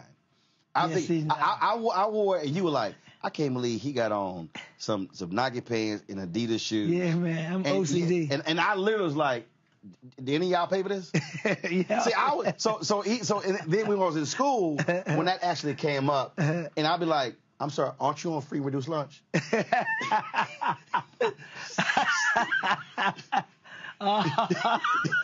they get mad. Damn, I'm like, the nerve. And it's like, wait a minute, you came at me. Yeah. If you can dish it, you gotta be able to take it. That's my whole deal. Yeah. But There's a lot of comics want to start fighting. There are a lot of comics who can dish it and can't take it. Because we're very sensitive creatures anyway. Right. A lot of us won't admit it, right? Inside, we crying like a little baby. A lot of comics who are, sensitive. Very sensitive. And you just hold it. You don't let it show in front of the person who's roasting you. You got to hold it and wait till you go to the bathroom and let it out. Who was the best at just roasting you? Me? Y'all know each other, whatever, and like every time you like, damn, he good. Well, at first it's my brother Joe, of course, because he had the upper hand. He's a big bro, older bro, and so he was good at that. It's actually, works for Essence, Carmen Jones. She's not even a stand-up, But she comes at me with the short jokes, and it's funny because she's 6'9". You know, I call her palm tree. But that's how when we first met. I met Carmen Jones in New York in 2010, NBA draft weekend. I was in town. I was hosting the Maxwell Jill Scott tour, and we had mutual friends at ESPN. So I met her. She was tall, and I made a street like joke, right? Right. And then we was trying to catch a cab, and we couldn't catch a cab. And she goes, usually they cab drivers stop with women who's holding babies. Guy, jump in my arms. and all I could do was like, I rock with you. I rock with you. That's a good one. But she sold it was so sincere. Well, they usually stop for women who have babies in their arms. Guy, jump in my arms. I was like, I lost it. That's okay. Now I'm gonna have to go look for Carmen. I'm gonna go look for Carmen. Let's talk about your doc, Fat Tuesday. Yeah, man. Folks have been talking about it. It's finally out because last time we chatted, y'all were finishing editing, and so now it's out. And the thing that I think when I think about it, I sort of compare to the doc that Summer of Soul that Questlove won the Oscar for. Yeah. And there's so many things about our culture that cats didn't know about. So you see these documentaries of these other people, and you swear black people didn't do anything. Right. But when you think about the things that black people have done, and then this is where having to tell our own story, because otherwise folk wouldn't know. Right.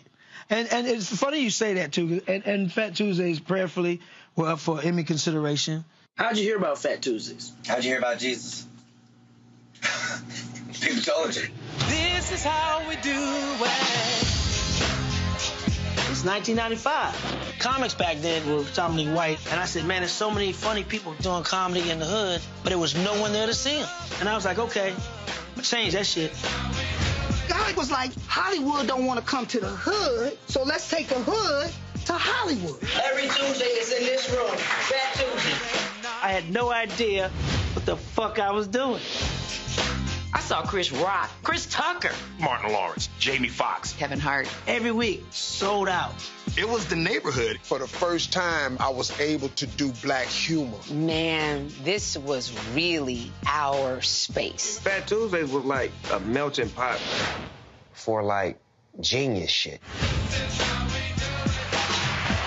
Stand-up comedy for black comedians, it was born out of some specific circumstances. We stole my radio, my couch. You stole my whole couch? Comedians take these topics, take the stress off people, and make them fucking laugh. They blame stealing on us like we invented it. Now, we may have perfected it. I mean, yeah, we may snatch a purse, but we didn't steal a whole country and call it the United States. You would come here and the agents would see you. Maybe you get signed, maybe you get a movie, maybe you get a TV show. It was one of the great renaissances of black comedians being ushered in. People became stars, man. When we created Wild 'N Out, Fat Tuesday was the model. Film, TV, fashion, music, we all were thriving. Yo, what's up? Fat Tuesday was something very special to witness, to say you were there.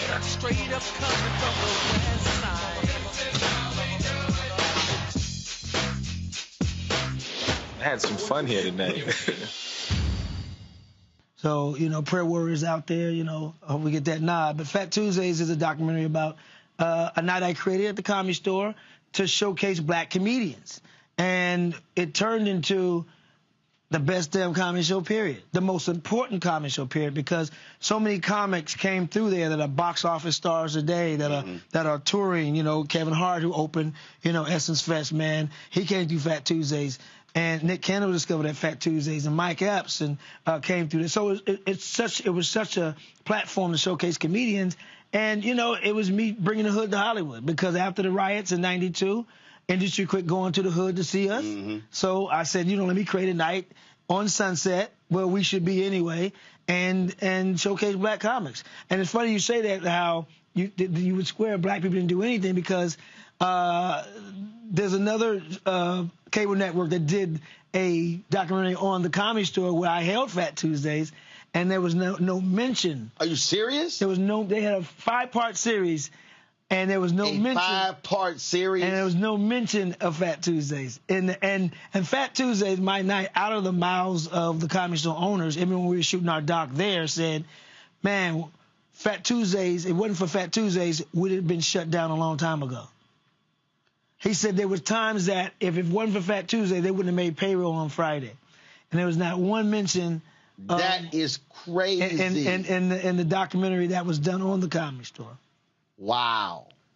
That's crazy. Yeah. But again, that's the story of black people in terms of we've saved a whole bunch of folks' asses. What? And then, networks. And then when the story is told, leagues. It was as if we didn't exist. Exactly. Now, so as you were talking about... That's why they're trying to remove us out the history books. Right, right. As you were talking about those names, one of the things that I find to be interesting is that when folk might say, well, Guy, I mean, you know, how does it feel? I mean, this person, that person, so much bigger than you now. And people have said that to me with the number of people who come through my show who now appear on other networks, right? Who now have shows, right? And my whole deal is, no, I'm good. Yeah. The whole point was to create the space for folk to be able to come in and show what they can do. Right. So I ain't got no problem when I see when Tiffany Cross now invites me on her MSNBC show. I'm not tripping because I've had an MSNBC show. Right.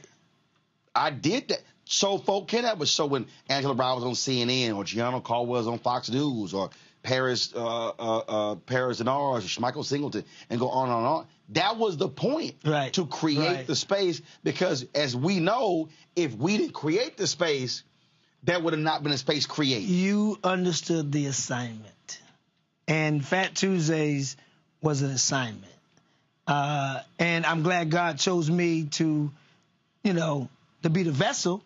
But it wasn't about me. It was never about me. I always did it to showcase other comedians, because let me tell you what happens. A guy like Chris Spencer comes to Fat Tuesdays. A guy like Kevin Hart comes to Fat Tuesdays. A guy like Cat Williams comes to Fat Tuesdays. Cedric the Entertainer. They make it, and now what are they doing? Guy, I got this show. They blew up, and now they're employing me for their projects. So that's how it's supposed to be. So like Andre Harrell hires Diddy. Andre Hill later working for Diddy. Yeah. I mean, it's like I've been on Real Husbands of Hollywood, Chris Spencer's called me for several gigs. Cedric, those guys, Cat Williams. So what happens is we're still creating opportunities for ourselves through other people. That's not why we do it, but it's a byproduct of being a vessel and being selfless. Right. And I think it's the selfless part, because look, we know it's a whole bunch of folk who are real selfish, and one of my phrases is, yo, we all can eat. Yes. It's so much. Yes. No one person can literally eat. I talk about on an advertising deal. We talk to other black-owned media companies. I say, y'all, Disney is so large, they can't eat all of it. Right. So what makes you think one of us is going to hoard all of the black-owned media dollars? And me and my brother, we were talking, and I'm very serious about this. I said, if somebody came to me and said, Ro, you can make $500 million off this deal, or 10 of y'all can make 50, which one would you take? And I told him it would be the 10. And I told him, I said, here's why. I said, because for me, that's now 10 family lines. That's now 10 different generations. I said, you can't take none of it with you. I said, and then if 10 of us got 50, if it's like, yo, Guy, let's all fly somewhere. Yeah. We're going to get together and play golf for the weekend. We all can afford it. I'm tired of picking up the tabs. Hey, look, it's your turn this month, your turn next month, my turn, but at the same time, it's like with Fat Tuesdays, you said we all can eat. That was the whole purpose. When I created Fat Tuesday, I already had an agent and a manager. I was good. But I'm like, man, we can all eat. Let's go get this money. And that's what happened. The Comedy Store was that platform where industry came to scout talent. And I mean, Chris Tucker got Fifth Element because they saw him at Fat Tuesdays. Wow. I got American History X because they saw me at Fat Tuesdays. Will Smith was in there one night, saw Nick Cannon, and they met, and then that's how Nick blew up. Kevin Hart learned a lot of the business by networking at Fat Tuesdays. Cedric tells a story where he was in there one night, Martin was in there one night, and they said, man, we got to work together. We got to do a movie together. Next thing you know, Cedric was in Big Mama's house, too. So it's like that's what it's supposed to be. You know, Mike Epps was there one night, and Cube saw him, put him in Friday, and next Friday. Michael Blackson was there one night, just on the lineup, and they were in there looking at Mike Epps and saw Michael Blackson and put him in the movie as well. So that's what we're supposed to do for black people, is support each other and not compete, but support each and root for each other. That's it. Everybody can eat. Everybody can eat. There's a lot of money. They printing it every day. Right, and that's the deal. Now what's up? You doing more movies? Because your little crazy ass, some of the roles that you played.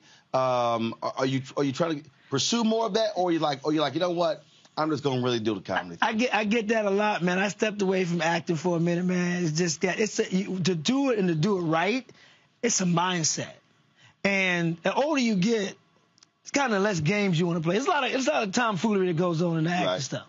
You know, they build you up and tell you how much they love you and love your work and blah, blah, blah. And you canceling gigs, flying back in town, and then somebody who never acted before, gets the role because they got more followers. I'm just like, you know what, I'm too old for that.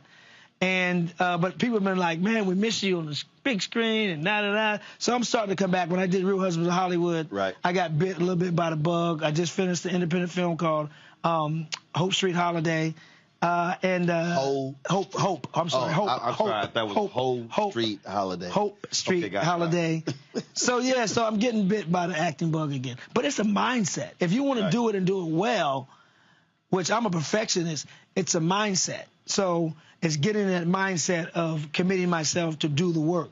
And I'm good friends with Regina King. She's like my sister basically, and I've been around her when she's studying and preparing for a role. I mean, it's her diet, it's her exercise, it's dissecting the script with a fine-tooth comb and finding the nuances of a character. And I've been around her several times when she's been doing that, and it takes that. That's why she's one of those greatest actresses of our generation, because it takes that mindset. I ask you this here. There are, and I've heard this, and I've been paying attention to it. You got some old school comedians who are, because when you mention how many followers, you got some folks who are not happy that individuals are getting opportunities with the social media followers that they've built up. And I get it. My whole deal is if you ain't good, I totally understand that. But I love what a dude like Country Wayne did. I love how he used social media, and he posted something and I loved it, where he said, they told me the only way I could hold major concerts, I could hold doing big shows in big venues, if I attached myself to another big name comedian. He said, but I didn't. But how he used his Instagram following and Facebook to actually do what he's doing. And it was one comedian who was sort of complaining about these folk doing skits and stuff. But I'm also looking at how he said, I'm doing $300,000 a month, working 10 hours a week. And my whole deal is, I don't necessarily see that as, well, you're not doing it right. You're just operating in a different time. And people are using venues in a different way, as opposed to, you need to come through the grind of the comedy circuit or whatever. Look, you take advantage of what you got. Right. At the end of the day, you got to be funny. Right. First of all, I love it. It's just a new portal for to showcase themselves. I think what, as Bob Sumner calls them, social medians, I think what they're doing is great. I think that's a different skill in itself. I've tried, and I'm not that good at it. But what Country Wayne and Kevin on Stage and all those other comedians are doing it, with my man King Batch and all those, what they're doing with that stuff is phenomenal. I mean, and to create that stuff and do it on your phone and stuff like that, I applaud it. And if they step into the stand-up arena, what I hope that they do is do the grind as well. If you want the best of both worlds, you can have the best of both worlds. Right. Why not be great at the craft when they come see you and be great at that too? Right. Just put in the work. But I applaud this generation of social medians. Yeah, I mean, I just think that, and again, I hit one person offline, and I said, no, you need to be learning. Yeah. I mean, my deal is you can be an OG, but it doesn't mean that you can't learn what is happening now. Yeah. How you need to make that shift, because guess what? As you get older, you may not be able to be as mobile. Right. So now you're stuck. Right. Now you can't hit that road, hit that ground. Right. Now you ain't eating. And during the pandemic, you had no excuses to learn to do it. Right. You had a lot of time to find your it. I tell people all the time, young artists, whatever, find your it. That it is what separates you from everybody else. That's your it. You don't know what it is, but when you find it, you're gonna say, that's it. And I know some entertainers, man, who told me they burned through savings and all kind of stuff because the gigs were drying up. Right. And I was having conversations with them. They were asking me, okay, Roland, what camera do I need to get? What about lighting? Yes, go Should gadget, I get a ring light? Yeah. Do I need a drone? Trying to find a drone in their little ass apartment. And I was like, well, you can get a DJI Mini, or you can get the Mavic Pro 2, or you can get this one here, or you can get the FPV. And they were all like, what the hell are you talking about? It's too much. It's too much. But again, but that, I mean, I just want, especially folk who are older. Yes, you may be in the game longer. You may be, but never stop learning, because to me, when the industry shifts, right, and you're just hell bent, it was like Spike Lee talked about this here, how his dad just. I'm playing stand-up bass. Mm-hmm. But music changed where they were interested in you bring that big-ass bass around. I mean, no, he was like, and his dad said, no, I'm not doing it. And that was a cost for his family. Yeah. Him taking that stand. Yeah. Yeah, you got it. You never stop learning, and it's okay. I mean, technology changes. Change with it. What's the problem? Well, I agree with that. Got to ask you this here. And that is, I know how I feel about it, but I'm going to ask you. When you hear all these people who still say, oh, my God, I'm still traumatized by Will slapping Chris. I was traumatized that night. No, I'm talking about. I know, that night. It's July. I'm over it now. It happened. Right. It happened. It shouldn't have happened. In my humble opinion and my analogy of it is the fact that Will is not a stand-up comedian, but he's wired like a stand-up comedian like you are, right?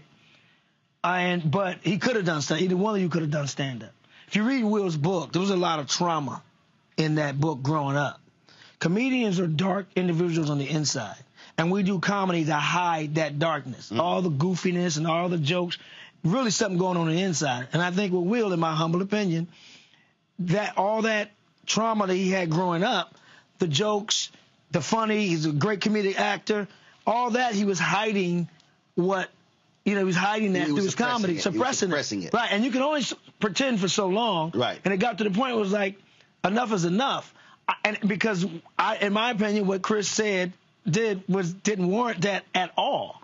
So I think it was, if you look at Fresh Prince of Bel-Air versus Bel-Air, the new show, I think Bel-Air is the real Will Smith. I think that's who he really is in real life. That was the Will Smith that went up and attacked Chris Rock.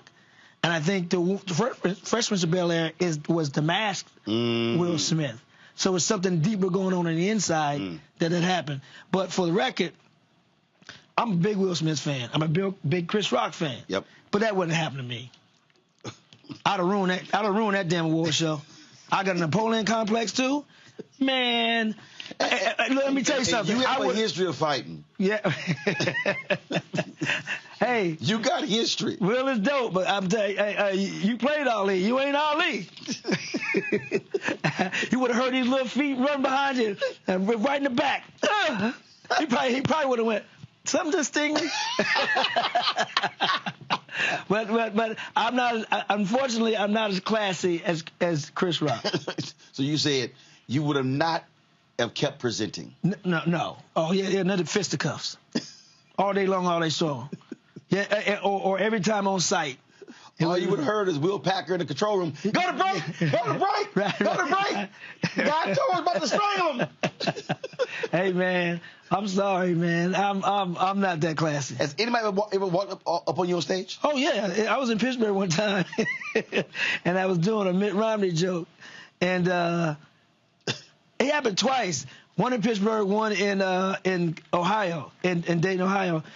I was doing a Mitt Romney joke, and this white lady took her water and threw it at me on stage, and walked out.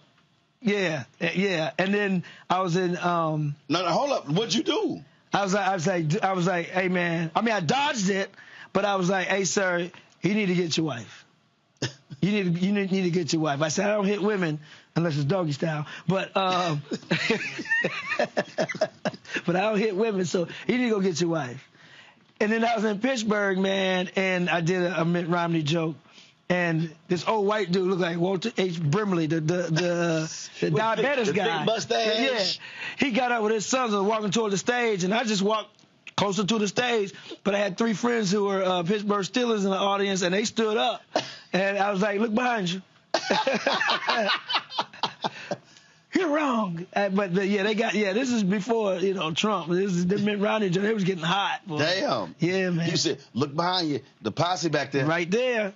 Yeah. Yeah, so it happens, but never to the point to where, Chris Rock, but Steve Brown, the comedian, Steve Brown. Yeah. And when he was at that comedy club, and this guy just got out of jail. And he attacked Steve Brown on stage, and it was huge. And the comedy clubs should have more security. Mm-hmm. I mean, security didn't jump on that right away. And Lunel talks about it all the time. It's like it's easy for somebody to run up on stage. Oh yeah, I mean you're literally. I mean when you were the DCM improv. Yeah, I mean, he right up on you. I mean that table's like this touching the stage. This is the stage. Yeah. And when you standing right there, they sitting here, they can sit here and pull your pants down. That's how close they are. That's true though. That's true. Wow. That is wild. That is wild. Yeah. So, they were that stressed over Romney? Mitt Romney, yes. Yeah. I mean, I was going with the jokes. I go in. But here's my whole deal. I don't care. This is just the way I look at it, and people, and I've said this to many people before, that to me the beauty of the stage, I love it, it is truly the unfiltered space, and comedians are going to say stuff that nobody wants to say, scared to say, and then they're going to multiply it times 100. Yes. And that's what when you walk into that joint, that's like, I've covered Republican conventions, Democratic national conventions. I can't go to a Republican national convention and be sensitive about them criticizing liberals. Right. If I couldn't go to a Democratic convention and go, they really should not be talking about Republicans. Right. I mean, again, if you walk into the venue, you know what you're going to get. Then people are like, oh my God, but why do they have to be so personal? Why, and I'm sitting there and I'm like, y'all, no, the beauty of comedy, nobody's off limits. Hey, I have Jesus jokes. So what makes you think you safe? And I got jokes about Jesus, and so my only no's are I don't do plus size women jokes. I don't talk about the R word. I ain't talking about Kelly. Women being sexually. I don't joke about that. Those are the only 2 things that I don't talk about. And cancer. I don't joke about those 3 topics. Everything else is fair game. So you don't joke fat dudes, you fair game. But not plus size women. Not plus size women. It's low hanging fruit. Oh, I thought they one of them probably beat your ass one time. And that too. Look at the real issue. They're crushing the real issue is you don't want to trigger somebody. Yeah, because I don't hit women. Like the doggy style, and I may not be hitting one of them doggy styles. But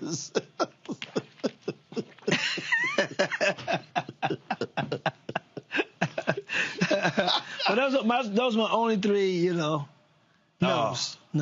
Other than that, hey. Okay, last question. Last question. Who would you, living, who would you, I won't say would hate to follow, but who would put some heat on you if you had to follow them? There's a lot that put a heat on me, but I wouldn't mind following them because I always try to set myself up to fail so I can win. If I think I'm one of the big kahunas in this game, I will follow somebody and see where I'm at. Like a lot of comedians are like, I ain't no way in the world I'm gonna follow Bernie Mac. Oh yeah, I'm talking about just right now somebody living. Who is so, and again, it could be somebody we don't know, but they bring it. Earthquake, man. Chappelle, Rock. I mean, they because of just the Earthquake because of his energy. He's Gatling gun. He don't stop. Chappelle with his amazing storytelling. If you ain't telling stories like Chappelle, you don't want to follow that with your little weak ass storytelling. And Chris Rock, if you ain't coming with that cadence and that energy, and you don't want to follow that. And I study all three, so but it'd be interesting to see where I stand. Right. And I have to do it before, like in clubs. Right. But not on a bigger level, a theater or an arena. But Okay, I'm actually gonna make this the last question. What is your dream show in terms of if you put a show together right now? A comedy show? Comedy show. Man, I put this lineup together and it would just sizzle. Oh man, it would definitely be Chappelle, Rock, Quake, Kevin. You know what? Coco Brown. Gotta have some women on there, and I think that would be. Who opens? Coco would open. Who closes? Chappelle would close. Yeah.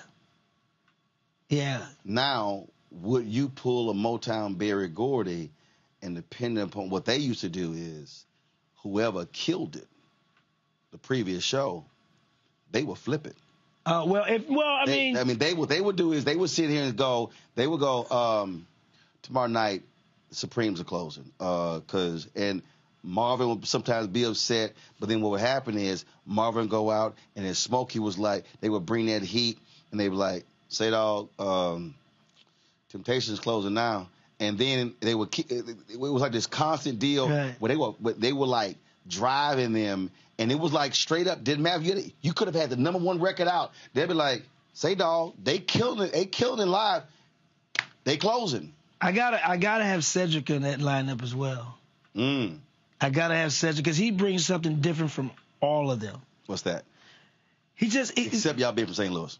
Just likable, funny, where it's just like stuff you really shouldn't be laughing at, but says it in a way to where he gets away with it. Okay. And it's just, so he would definitely be in that lineup as well. But here's the thing, talk about lineups. But yeah, I would flip it if need be. Kings of Comedy Tour. I was the first host of Kings of Comedy Tours. Me, Cedric, Bernie, and Steve. Steve closed that show. And Steve admitted to himself, he struggled coming behind Bernie. Bernie would leave that stage. There was nothing left in the building. Nothing left. Teddy Carpenter was on a live recently, and he said he had a shot at a major tour, and he said it was him, D.C. Curry, Tommy Davidson, and he said D.C. Curry came on first, and he followed him, and Teddy said he's like D.C. dog, I need you to pull back. He said, Doc. Yeah. He said, one, I ain't got nothing to follow you. And he said, Tommy closed it because Tommy had the bigger name. Right. He said, DC destroyed that stage. He sticks it in you and then turns it, and just your stomach is just, DC didn't learn. DC didn't learn the lesson. Ed Levert tried to tell Gerald. So Gerald's supposed to go into a babyface. Right. And Eddie was like, now, son, look. He said, you can't go out there and do what you normally do. He said, and that boy's soft.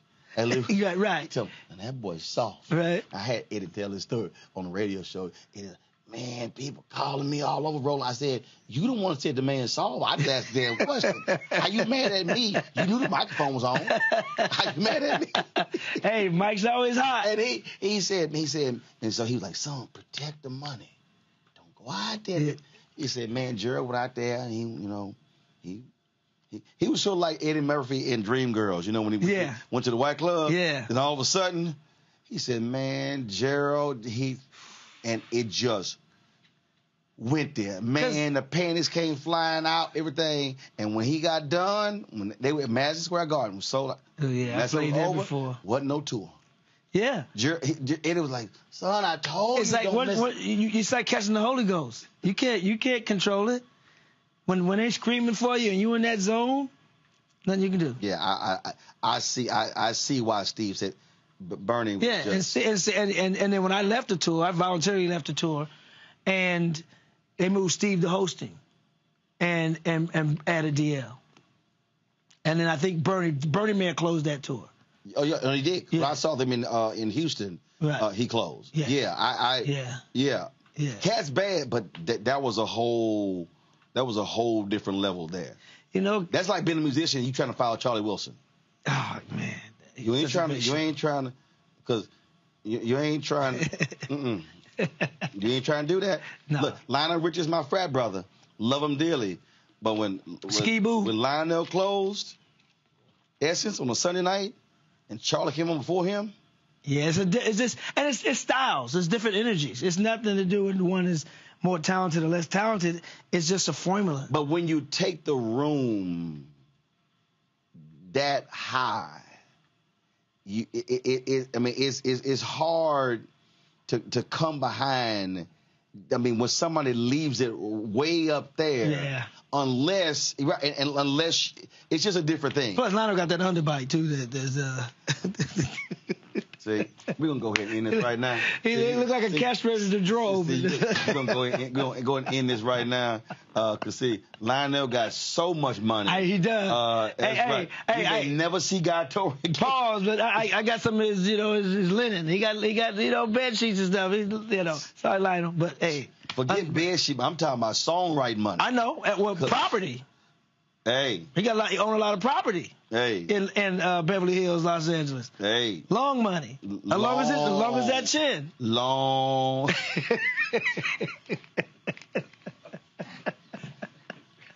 I thought he played for the New Orleans Pelicans for a minute.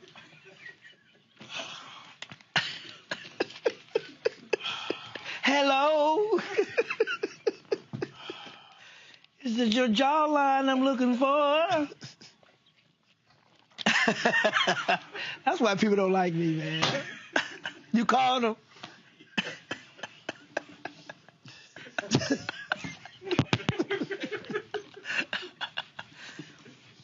You better hope Frat don't pick up. You know how I'm calling? Hey, this is Joe Torry.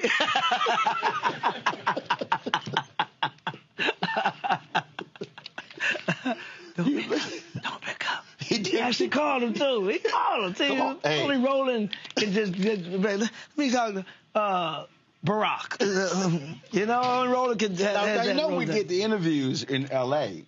That when I interviewed Matty Rich, he told me he said that him and Spike had never really talked in 20 years. Really? And boom, Spike answers. You got Jesus on there too? Yeah. And then Johnny Gill. I asked Johnny. I said, Johnny, if you did what kind of album would you want to do? He said, I would love. He said a gospel album with John P. Key. I said, oh, cool. He said, I ain't never met him. Wow. So you never met John P. Key? Right. I was like, Anthony, go get my phone. Did Johnny I go?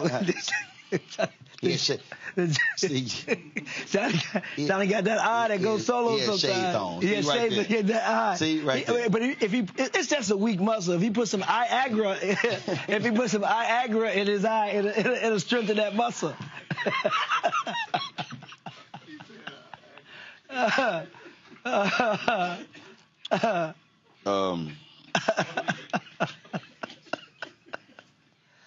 Pray for me, y'all. Pray for me. Yeah, I'm about to pray for you. Don't call him.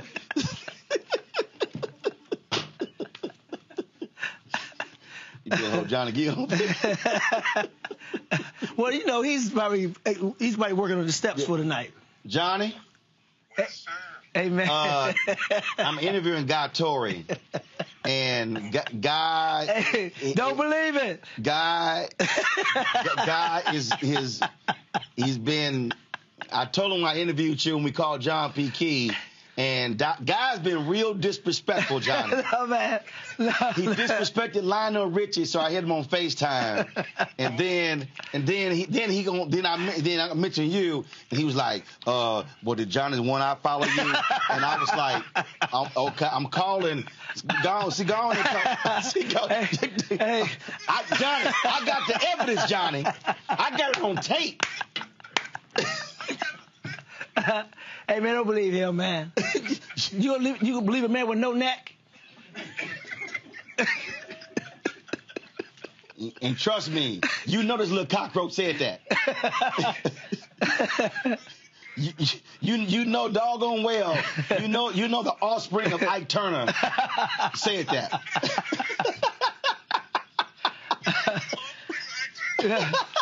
And he's sitting there looking like Shrek with that shirt on. Have a good show tonight, man. Well, John, when you see Guy tonight, trust me, look for the little Negro dressed in Old Navy clothes.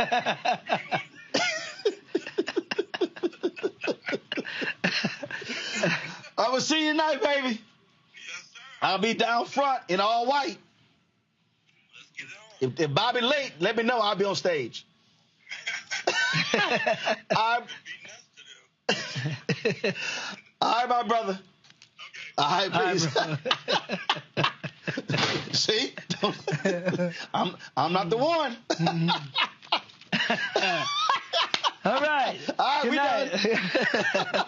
I always love rocking with you. I always love rolling with you, rolling. That's right. Yeah. How we do it? Yes, sir. Hey, what's up? Guy Torrey in the place to be. Got kicked out your mama's university, creator and executive producer of Fat Tuesdays, an air hip-hop comedy. But right now, I'm rolling with Roland Martin, unfiltered, uncut, unplugged, and undamn believable.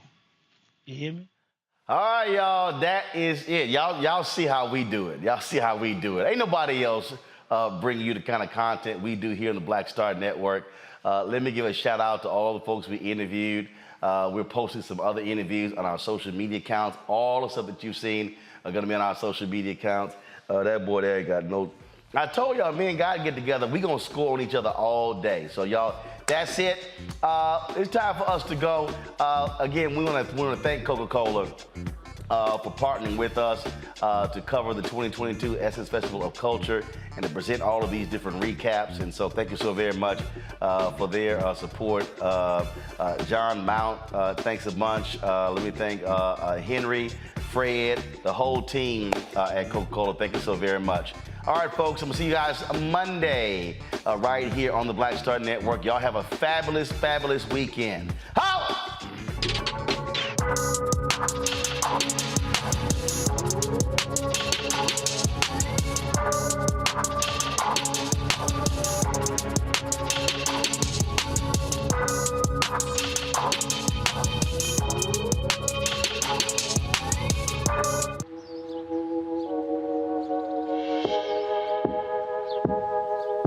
Hold fast to dreams.